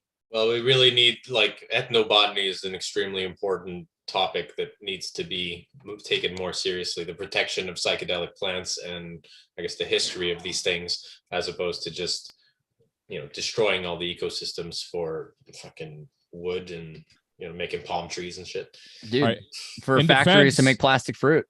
In Is that palm defense- oil or no? I don't know. Yeah, palm tree. They monocrop palm trees, and then that's just. But wait, destroying. Kurt, we'll do palm trees in a second. Kurt, what do you say? I was saying, in defense of psychedelics, I think you're far more likely to actually kill the tiger if you're on psychedelics, like successfully. Go berserker, you know. I think there's some reasonable evidence there. I don't know. I'll let you do the citations, though. Well, you know, there's that guy who took acid and then he played a perfect baseball game. Yeah. Like he hit every Right. home Oh run. yeah, that's a good Like story. I mean, there's potential for human augmentation using psychedelics, and I think that, you know, like we talk about, not we, but people talk about transhumanism, but I think that there's an aspect missing to this whole machine man hybridization, which is psychedelics, and we could actually remove machines from the equation if we really wanted to, and just make psychedelic technology that'll augment humans. It's not just psychedelic, but conscious technology. And that's what I suspect the higher civilizations and the technology of pre-cataclysm was, where it was more in tune with consciousness and conscious technology, as opposed to this machine digital technology that we Right. operate on now. Like Dude, vibrations. a natural AR system, for example, where you take psychedelics and then you can see like a layered interface with the rest of reality through psychedelics. Like I've known people who took ayahuasca in the jungle, and they would access a neural interlink with the rest of the jungle, and so they would meet jaguars and, you know, other animals that took ayahuasca, who ate ayahuasca. They would meet them in that ayahuasca space. You've seen also the sound vibration levitation they do, right? Where you can Yeah, I've seen this. Yeah, I got one of those little acoustic levitators actually. Well, here's a do with a didgeridoo though. You Is don't that actually, Mark Strong over here? you don't actually need to have electronics. You can literally just blow in with the didgeridoo. That's not suck. It's not vacuuming. So Mark yeah. Steves, I mean, Mark Strong. Mark Steve. Yeah. I took DMT once. That's took the- vibrational levitation, not sucking. That's crazy. Right, Yeah, right. yeah. And so people think all the time, oh, you need to have all these electronics to do this stuff, but get a stick that the didgeridoo, the didgeridoo is just a piece of eucalyptus that termites have lived inside of, right? And so you can basically the tones that are doing that are available in nature. So it's You can pretty use likely. The jaw harp is the most original, I think, musical instrument or something. Or The jaw harp. yeah, jaw harp. But you can also make the sound with your Is that voice what they- naturally. So there's like Tangusian or whatever Oh. singers. Is a Jew harp the same as a jaw harp? Yeah, it's called You jaw are harp. though. easy, buddy. It's called That's what jaw harp. I always thought it was called the Jew harp. Yeah, it's a Jew's harp. That's weird. Well, Yeah. maybe they used It's also it. I don't called the know. jaw harp, though. They call it Yeah. the jaw harp now. Schindler's Yeah, Harp. it's called lots of How things. old It's am like I? the I feel like- oldest instrument. Ozark harp. Huh. That's yeah. So Ozark. like this region of Mongolia. New is- season I think Ozark. it's Tangusia. it's the Tartars. Tangusians. It's the Oh, Tartarian. it has Yeah. no Tartarian relation harp. to the Jewish people. They can do so- it today. I'll post the music. This lady, this First Nations lady from there, she knows how to do it with her voice naturally, and she can make animal call sounds, and like it's like trance music, and it's like really epic. We're all I don't about know. trans these Oh days. my god, it's so good though. I'm not even joking. There probably You're are gonna find it Jews out. that play the Jew harp, though, right? And even Yeah, in I think China, it's like a lot of so- people played it. It was like a traditional. Ron Burgundy on the jazz flute. But So this it's a gets cool into instrument. But you, cymatics, though, you right? think you think it vibrates? Sorry, say it again, Bernie. So That's what your mom said. Cymatics find and like this lady. cymatic frequencies, and that like the ancient languages like Aramaic and Hebrew, that they were these full cymatic wave patterns when you spoke. Each vowel, each letter was a full cymatic, where Mhm. our language today, it's these shattered little ones. It's not that full 3D structure or sound or energy, and that these ancient languages, there was so much more energy and force within it, and that potentially maybe you have like 8 or 10 people in a circle singing these full cymatic frequencies, that could potentially even do levitation all on its own. Mhm. Right. What's that thing? The vibration glass shatter. I forget. Harmonic resonance. Right? Is that what it is? Yeah, you got it. It's the harmonic resonance. And so what that is, you're actually getting into a key aspect of my electrolysis, alchemy, and transmutations. And that I suspect that the resonant frequency of any matter, any element, that when you put in this cymatic or resonant frequency of the specific element into these alchemy reactions, that's what's able to transmutate the element from one atom into the next. And it uses the atomic hydrogen produced in the electrolysis to bond with the metal. But that's a whole more bigger spiel to properly explain for another show. Well, it's an interesting idea though that you can hit a glass, the tone it makes, you play that same tone back at it. That vibration is what the tone's from. So you're making it vibrate even harder, and then eventually it shatters. And you can do this to concrete bricks, right? And that's Wow. You can do this to human bodies. 9/11 over here. Oy vey. You know what? I mean, it makes one wonder what these different frequencies can actually do to a body, Oh to a yeah, mind, dude, this to, is interesting as hell. you know, like consciousness itself. I've seen. I know that there's some let's say call it pseudoscience, but like there's some research about how cymatics can affect, and not only cymatics, but also like, you know, I guess the power of language itself, how it can affect different parts of matter and organic matter. Like this person Exactly. he was yelling at rice or something, and I think what he did is he was yelling at water and freezing it and saying writing positive things on rice, and so he would check the different results that would happen. And you know, this is stuff that people have tried to discredit, but I mean, there's no denying that if you say take a child and you keep telling them I hate you over and over, eventually they're going to get rotten. You know, like no matter what, eventually on the inside they're going to start feeling it. And if you tell them thank you, I love you, it's going to have a different effect. Dude, so Can you gross. see this? Oh, Who wait, is I'm it? gonna get my mom to try this. Oh wait, Yeah, you can't read She'll it. do it. No, I'll If you spotlight want, it. you can put it O inside L the E group. N A. Go back, show us. Oh, it's I spotlighted. blurry. Oh yeah, no, it's good. Oh, I see what you're saying. Yeah, all right. Go ahead and try to read this. Yes.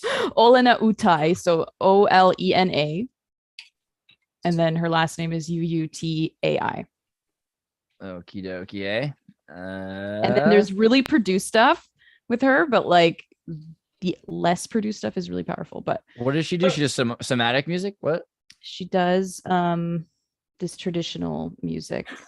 Hmm. Pretty amazing. I'm not gonna lie. Stuff, right? Yeah. I think there's some other bands that do this kind of thing too, this kind of trance music too, but See if I can get away with just like 2 seconds of it. Wait. So I it don't doesn't get- know. Yeah, maybe on like a non. So she does like breath work stuff and then like really... All right, that's rad. I don't want to. it just like it escalates and then it's like Jaw you're harp. it's like you can't think anymore. You're like ready to just turn Dude, to You know that. what? The Yeah, see? consciousness to a higher level. It sounds Yeah, like it does, it Matrix, Burning Man 1997, 99 It's so trance good. music. Yeah. It's Like so the good. second Matrix when they're going down into the club and it's like, Dude, so you don't even need like all these synthesizers because you can get organic instruments that can make this techno. That's pretty organic earth techno. The coolest. Is there a Pretty down. vagina harp? What do we got? One of them going on? Probably. What's his Difficult name? Wait, technique. Smells like no. You Wait, have to pay a lot of money for that. I mean, Vince, None of that. you sent me this about the Neverending Story TV series.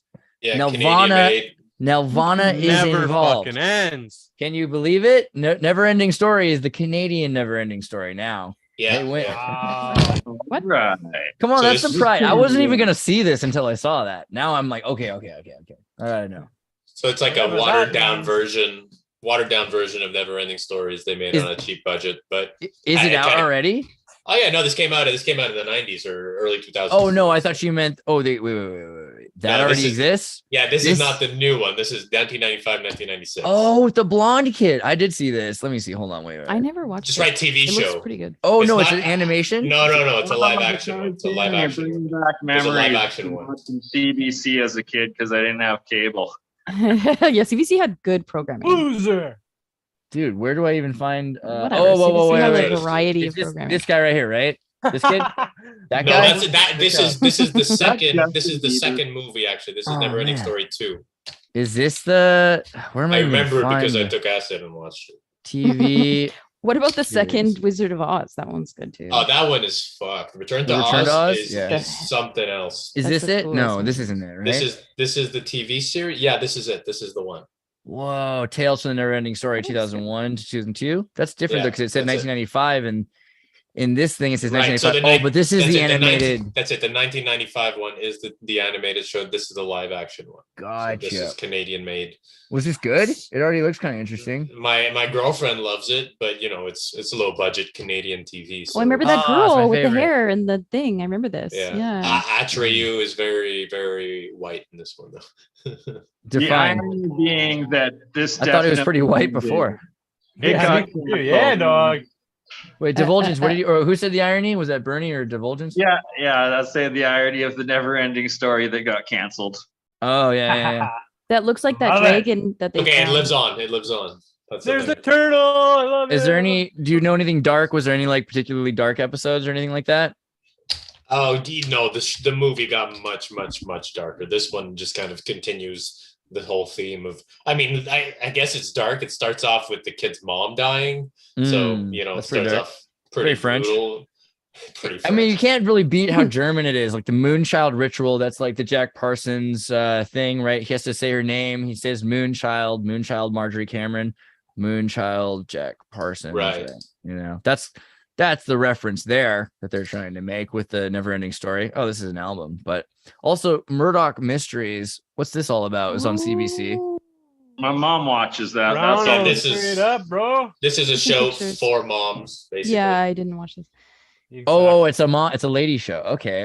And it's Yeah, like it's cool. Yeah, like Yeah. the proper Canadian good guy who solves mysteries, and you know he says like Bob's your uncle, and you know. Oh, he's very British.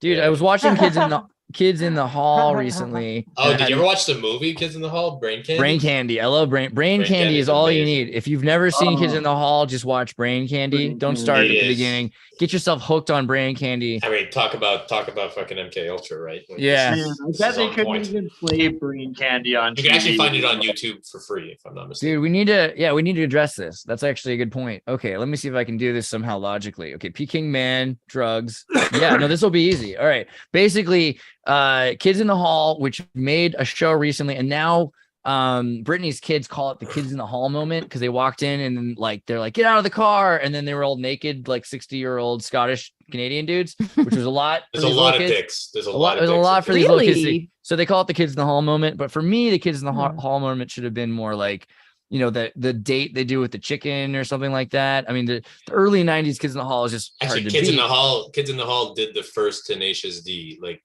Tenacious D just copied one of their sketches, and it's basically like the same. And every thing. single one of these dudes' name ends with a Mac something, except for the dude whose first name is Scott. So I mean, we all know they're Scottish Canadians. We get it. We get the point. And they were very ahead of their time with cross-dressing and transgenderism. I was actually going to say the opposite. I was going to say they are very traditional, like British, Scotch, Shakespearean actors, right? Because in Shakespeare's time, the Scottish plays were always men dressed as women. For sure. So they're just the most traditionalist British actors you could get. Oh, yeah. That's, oh, yeah.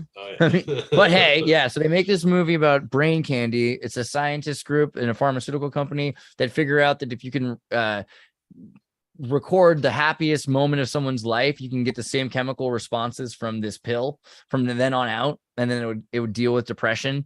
Unfortunately, it doesn't get tested very well, and you know, Kids in the Hall made it, so there's all kinds of problems there that ensue. But they, you know, the Cancer Boy. Yeah. I'm Cancer Boy. I forgot about Cancer Boy.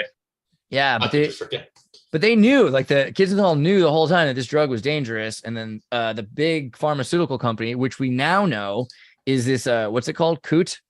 Jean Coot. Yeah, I don't think this is the same one as in the show. I don't know. Starting to sound connected a little bit. I mean, maybe I will not. say, as far as like comedic history goes, like Canadian comedy is rooted in British comedy. Like, it's pretty standard for Canadians to watch British television, and like it's kind of like a thing. I don't know. I worked in video stores. I'm huge on the BBC stuff. Yeah, like you watch British stuff here, and that's kind British of the standard. Stuff is pretty killer, man. And it's our comedy's not rooted in vaudeville. It's not rooted in American vaudeville. It's Canadian with the exception of theater. With the exception of Quebec. Quebec doesn't have the same history culture. Like our culture, of course, the roots of it, but like even the modern execution, and we try to bridge the gap here and there with certain movies, but all in all, there's some vaudevillian connection with Montreal, maybe more. I gotta bounce, guys. Sorry to interrupt. I gotta bounce. Oh, yeah? Yeah, I gotta take off a few minutes early, so I gotta run out. But Xirtus, I'll send you a message later about all those things we were talking about in the pre-show. Jordan, let me pull up Divulgence podcast for you before you disappear. People, you can go to the YouTube and subscribe to Divulgence podcast right up in here, and you can see Mkcanada's as well as a number of interesting episodes of interviews and things that Jordan's doing. So we got a new episode coming out tonight, so check it out, guys. Legit. And we'll see you next week, man. So yeah, we'll definitely see you next week, and we'll start gathering some more kind of projects and stuff to prepare. So we have some really cool stories to kind of present to everyone. And go on the Discord, please. We're gonna start. So we're gonna everyone MK listening. Canada We're gonna start building up this segment of Xirtus's empire, so to speak. He's kind of asked me to come in, and we got some Canadians to help. So we're gonna do what we can to make this another amazing show. So, dude, and get up in that MK Canada Discord and like connect it all up together so we can get all. And if you guys have thoughts on Canada, you know where they go. So yeah. All right. We'll see you guys next week. All right.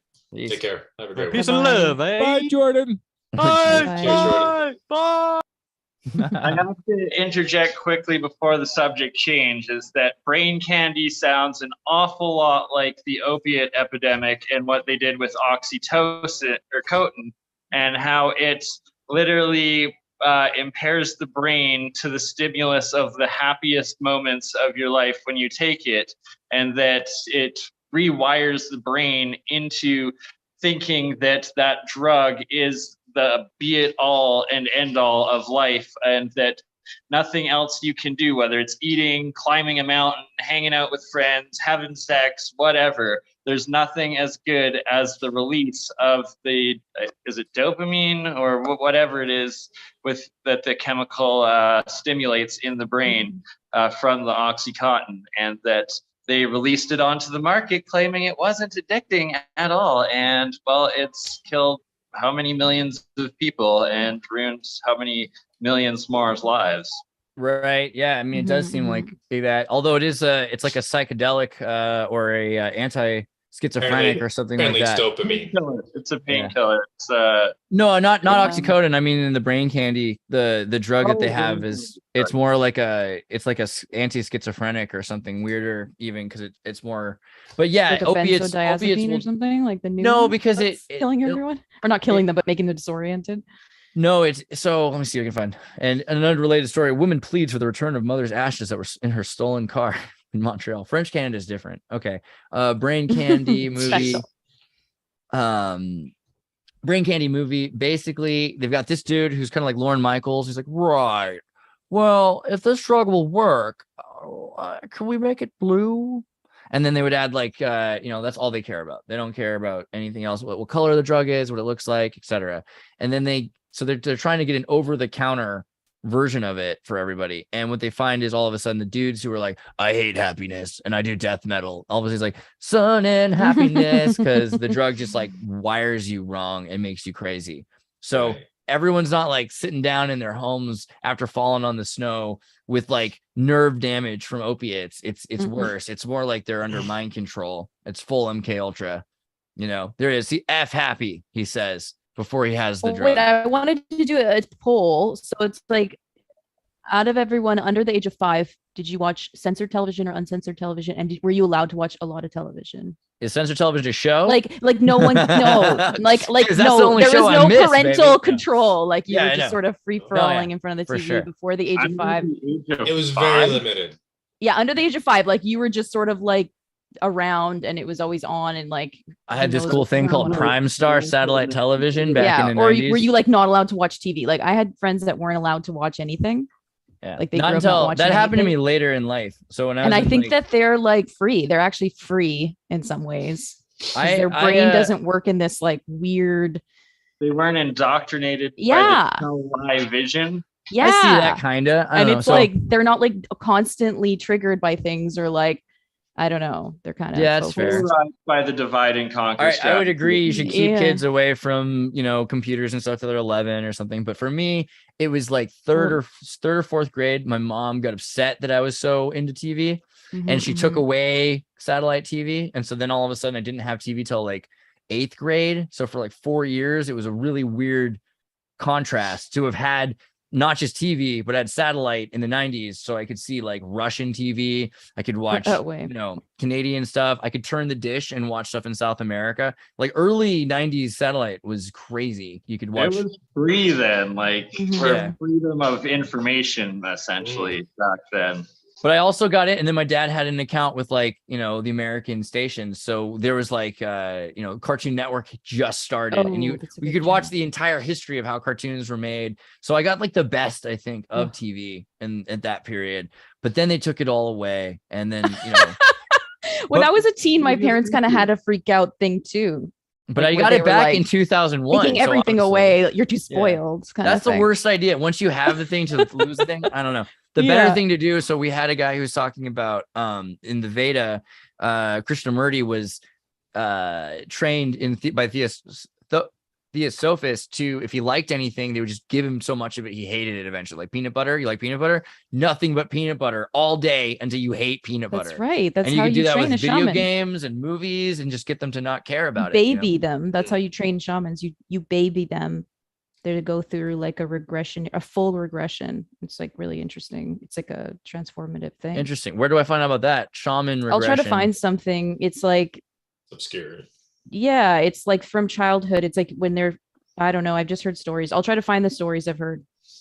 Well, how to become a shaman. I know. Well, no, it's just part of certain traditions and certain that's like makes baby, sense. and then through full regression, you take care of them completely, and then through full regression, it's like they come out the other side with like a animal spirit guide, and then it's like then that's the part of their spirit, and then it's like they're able to. It's like they full. I don't know. They go into full. I don't know, trance or something, and then come out the other side, I guess. Yeah. That's probably how you produce the most DMT inside your brain. That's Yeah, that's it's my like take on it. just what imagine every single one of your needs were met, like you never had to think about a need ever. Like what kind of You'd have to create where your needs. brain would go. Where would Yeah. your brain go? It would keep going into more needs, but then eventually it would burst or something. Well, it's like there's a Another slippery- plane of thinking. Like there's like you can think about like higher and higher. So there's Maslow's hierarchy of needs, right? Maslow. well, apparently that isn't even really like a fully fledged, like thought out thing. Like he didn't finish his thoughts on that. And Right. it was like not really meant to be a pyramid at all. But it if you just get sort to of the ended point up of that way and was co-opted by like yeah, it shouldn't be a business pyramid. models or something. Yeah. And then apparently there's history on this. He was informed on some of this stuff. I think it was by a Croatian guy that was kind of like a nutty healer in his like community. Really? I have to find this too. I'll find it and post it.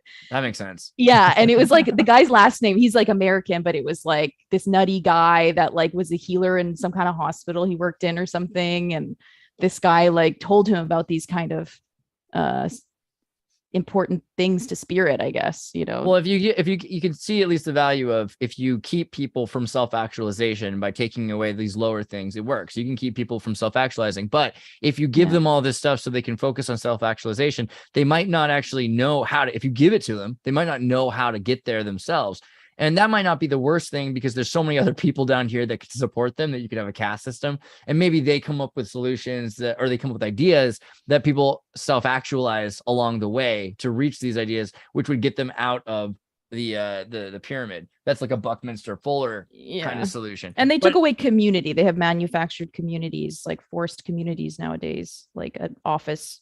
Oh, building or that's something. exactly what the COVID lockdowns were. Yeah, Was it's just distancing like- people from people, Yeah. annihilating the human interaction of it Yeah. all. They just really want to manipulate our communities and be like, this is your community. And it's like, this is not. This is where I come to get money and go home, you know, like it's very tricky. They want us to be afraid of each other, right? Yeah, like, oh, yeah. you can't see each other's faces. You can't trust them. Oh, be afraid. But we got And real not enemies speak that the we same should share. language and make each other uncomfortable. How are we and, worried about how are we worried paranoid about towards each one other? another? How are we worried about each other when we could be worried about bears? You know what I mean? Like two women who were together even in solidarity suffered serious injuries after black bear attack in Canada. This was 6 hours ago, probably a little bit longer. Black bear?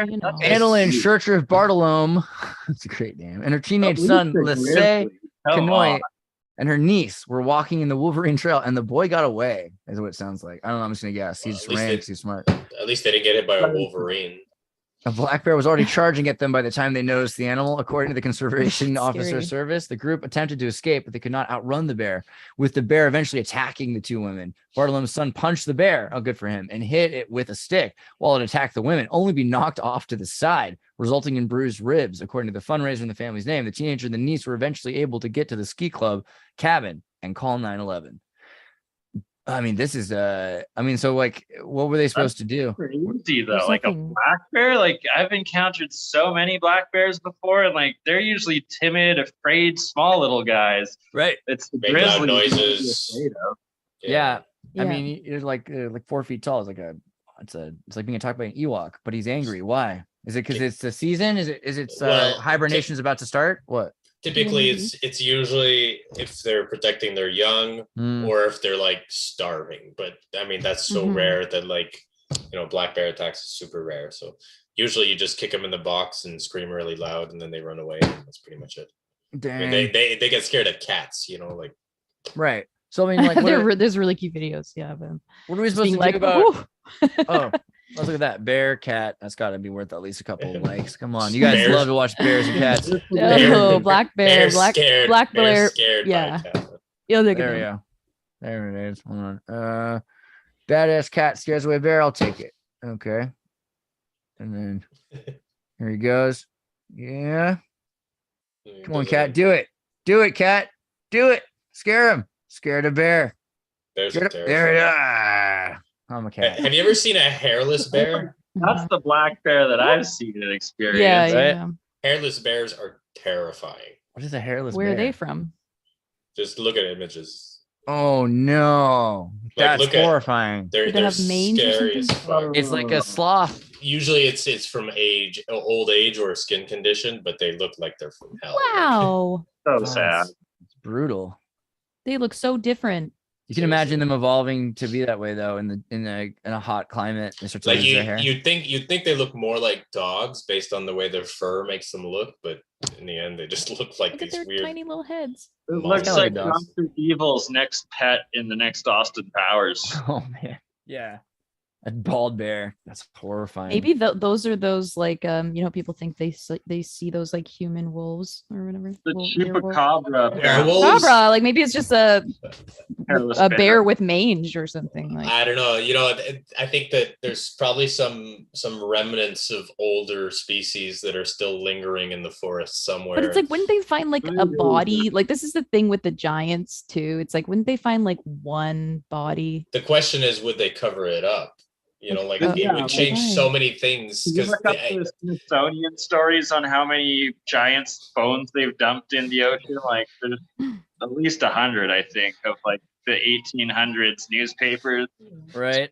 showing all the giants that have been found, and then the Smithsonian comes, takes them, and destroys them or dumps them in the That's horrible. Yeah, it's funny because know the that. Smithsonian. I talked to a guy at the Smithsonian. And he said actually that Native American they didn't destroy them. The Native Americans said those were on their stolen bones from their burial mounds, and so they were forced to return them and everything, which is like both a great cover and like an awesome PR spin. It's like it's perfect. They did it both at once, but they we had the bones, but we can't just go around taking people's bones. perfect cover up. Yeah, it seems like a Canadian kind of thing. It's like, yeah, of course we do, but why would Just we? like the Niagara Pharaoh back to Egypt. Yep, yeah, I know in Think Croatia it- their folklore has giants as well living in the mountains. So yeah. What's it's the like- deal with the Croatian giants? There's a myth. there's like a thing in the mountains, and then the fairies too, like that teach children plant medicine or something. And Dude. then there's like the Spanish island with giants, or like the also like the UK island with Yeah, giants, it's like everywhere these giants. and then Native Americans with the taller giants with 2 rows of teeth that were Ah. supposed Are to these be are cannibal. these So the people terrifying. who are they the people who fuck angels? Who knows, right? Then Half Are human, they- are they the Nephilim? angels? Nephilim, Yeah. not Neberu. The Well, Nephilim. I was trying to remember the name of the something of giants in Ecuador, right? Is it the Forest of Giants or the Jungle of Giants? Something like that. There's a Yeah, place. the giant pyramids that they found as well, with the huge hammers that like only a giant could lift and stuff like that in the middle of the Ecuadorian jungle. Right. I feel But like that was it. That's in a place they call like the Forest of the Giants, or I forget what the trees of the you got giants. the revelation that this is real. I'm not saying it is, but let's say it was revealed that this ended up being real. This is the sort of paradigm shaking discovery that would be too much for a lot of people to handle, because it would confirm too many things. People would draw parallels. They would be like, oh, this is evidence that like the Bible is real, for example. But like it's the same problem with, say, admitting that there's aliens. It would change too many things, and it would shake up. Crespi collection.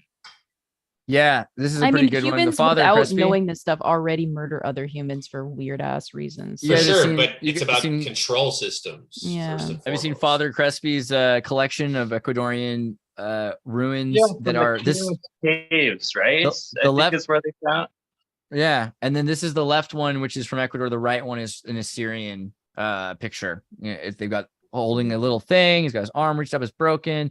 Similar background, like really uncanny, similar stuff, like the same kind of iconography in the background. And stuff, and then there's so many. Like I've done a couple videos on the Crespi collection, and the golden tablets that they have there pretty much confirms Edgar Casey's golden tablet stories and whatnot. And that when you look at the languages on some of these artifacts from the Crespi collection, they look like Proto-Greek, Proto-Sumerian, and Proto-Sanskrit writing on a lot of them.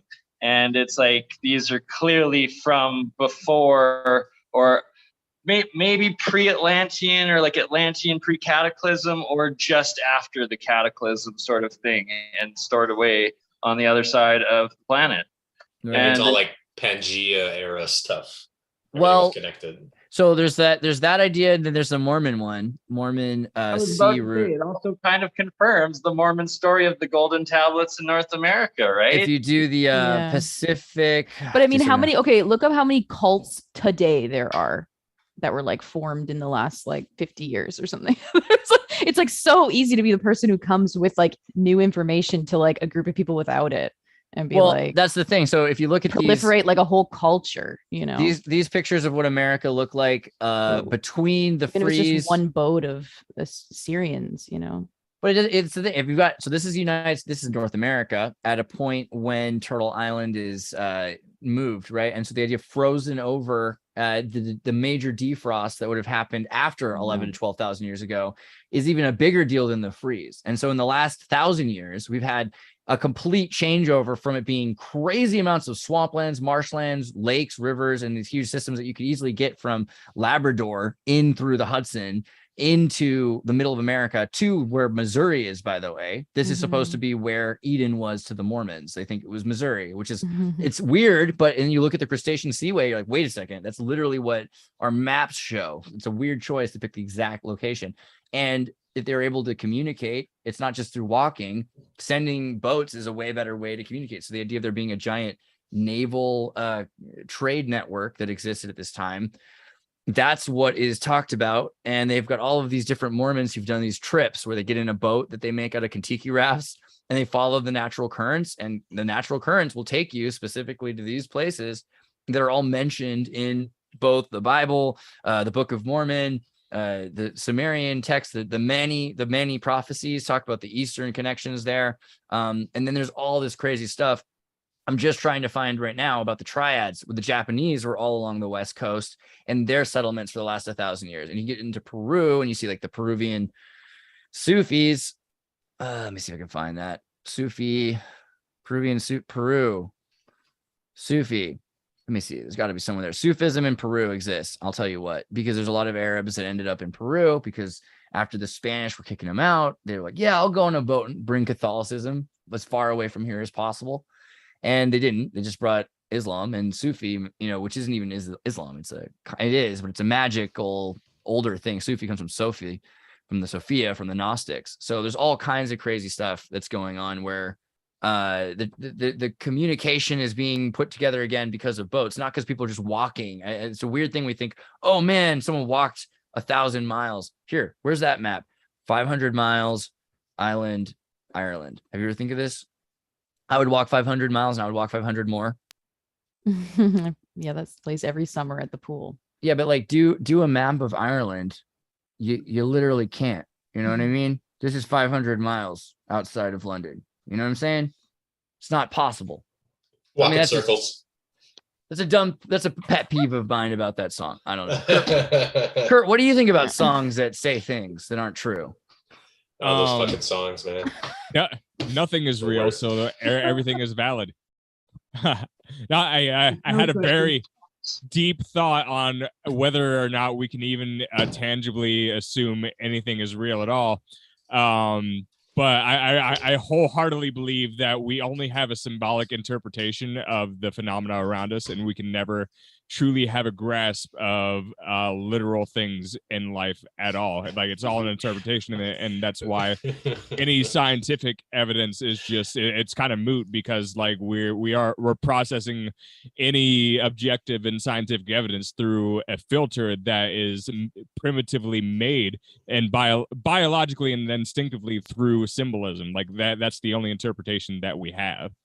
Yeah, that's the typical musician's answer, though, but about all thoughts. Right? And this is 500 miles, and this is 500 miles more. You know what I mean? I don't know. But that's why we have to take. That's why we have to take everything as like a sort of abstraction. You know, like those are. What if we change it to 500 kilometers? You know, maybe that's doable. You know. What are the lyrics of the song anymore? I probably haven't. When I wake up. Yeah, I know I'm gonna be the man who wakes up next to you. Don't make me do this. I don't know. And I could walk 5. Yeah, I remember all of it, sort of, I think, but I don't remember what does he discover? But This isn't really a Canada Be story. the man that would walk Isn't it a 1,000 Canadian song? miles. Like a Newfoundland your song. That's a like Canadian a- song. It's a Forrest Gump song. Our Plot- song. Klaatu is a Canadian band, but this is I mean we jumped to Canada again, but I also was thinking of this Klaatu. octopus thing. Yeah, you know Klaatu? Oh yeah, no, yeah. Klaatu's rad.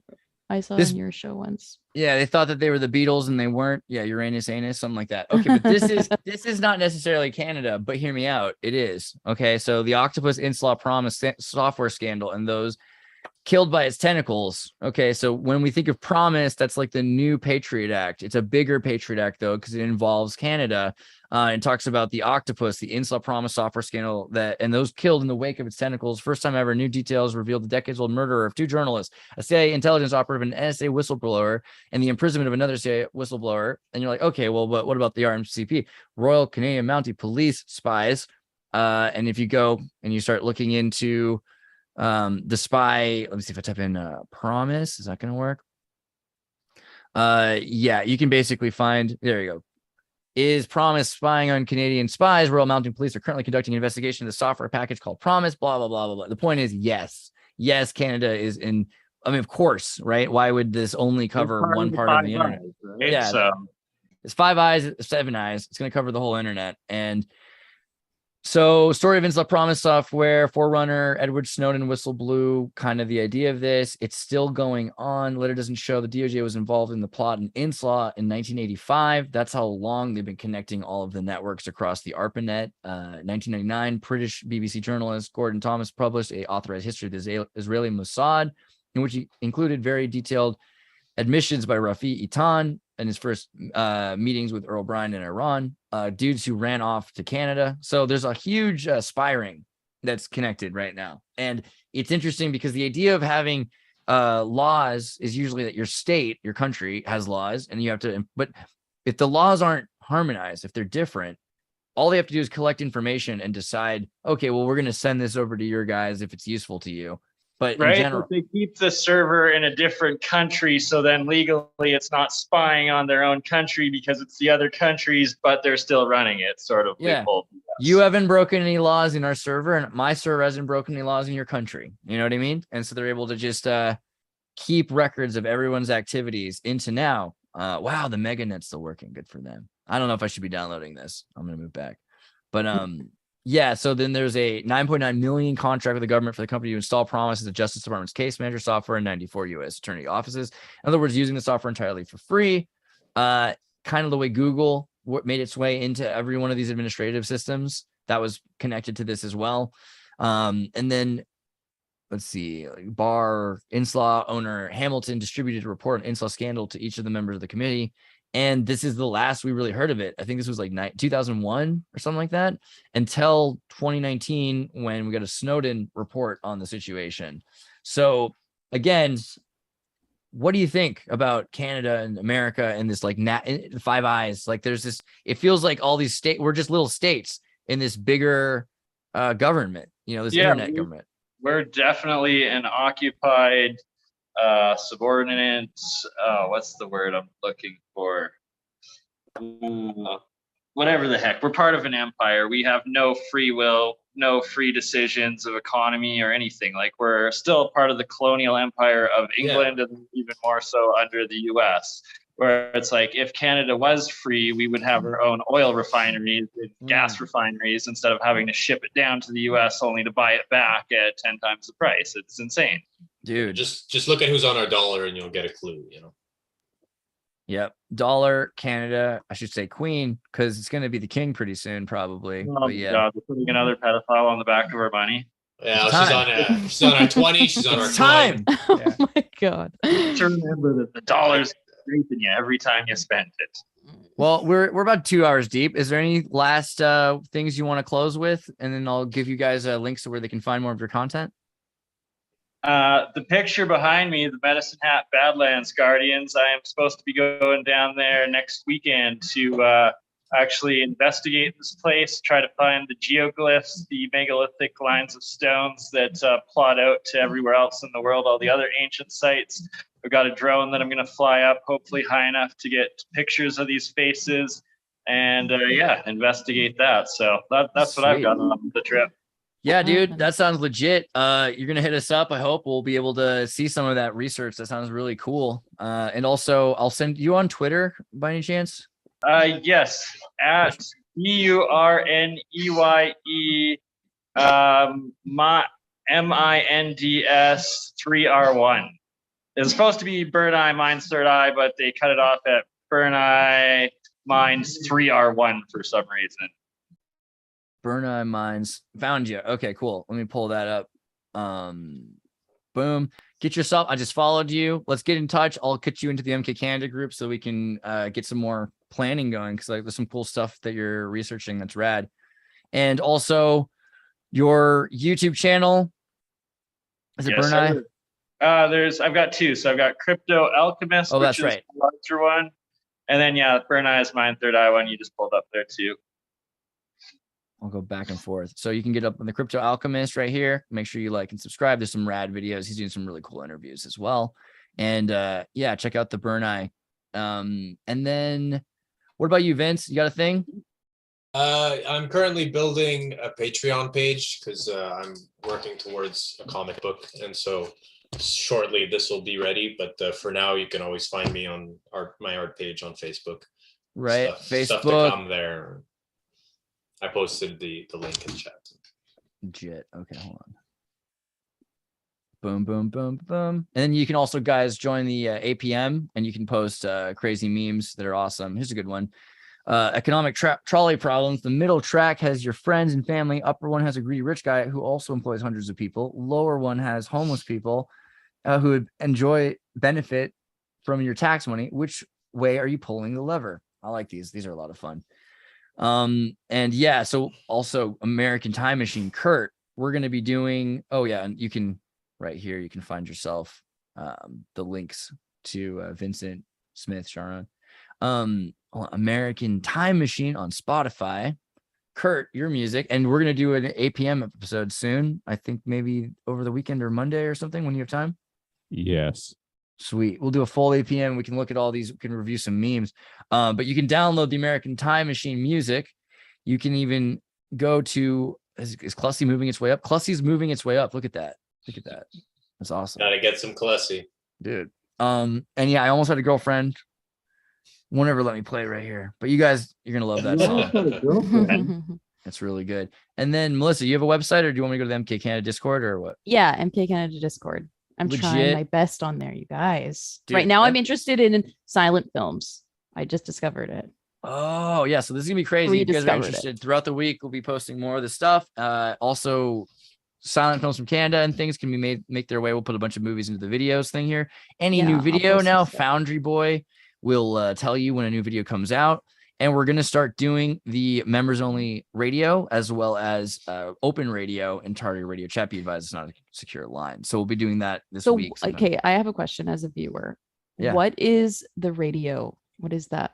Cool. So it's going to make a lot more sense when I start to show up, but I've been so busy. I just haven't been doing it. But basically what happens is people get into, let me just click on the button. It's going to freak people out. Boom, connected. Now God. I'm in the radio and you see my name there. People will jump into the radio and they're going to want to talk. And then you can have a list of people talking. And then while they're talking, you go to the target radio chat, which is bridged to the matrix. So nothing can be deleted. And you can post stuff related to the conversation. And you can have like 50 people in a room and you push to talk. So one talks, the other talks.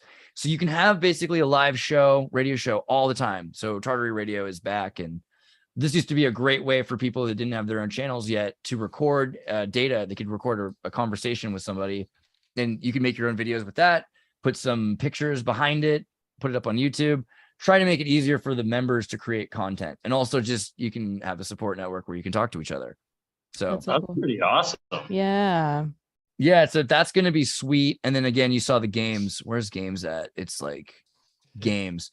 So like literally we have like 1,000 robots and you can play games with them and each other. You can play chess. I don't understand what's happening. And then the Fisher ones sometimes activate it and I'm like, sorry. I might put the fishing in a whole other room because fishing takes up a lot of space, but it's kind of fun to go fishing. But the normal games are like chess with somebody. You can play chess over the Discord with another member.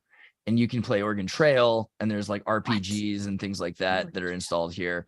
There's one that tells you which Star Wars character you are. It's basically a real Discord all of a sudden. So that's pretty sweet.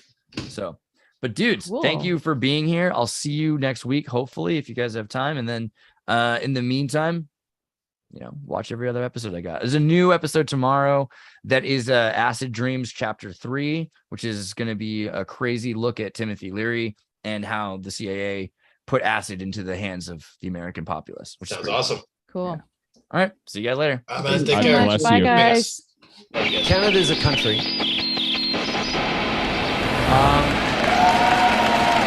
Waves of people came to this country, were welcomed by the folks who have lived here for millennia, the First Nation. And built this society with waves of people fleeing religious persecution, fleeing tyranny, fleeing to try and build a better life for themselves here than they had back home.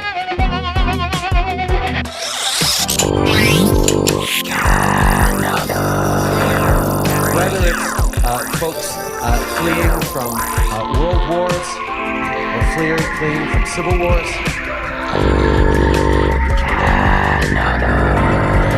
these people always want the same thing: to be able to live in peace,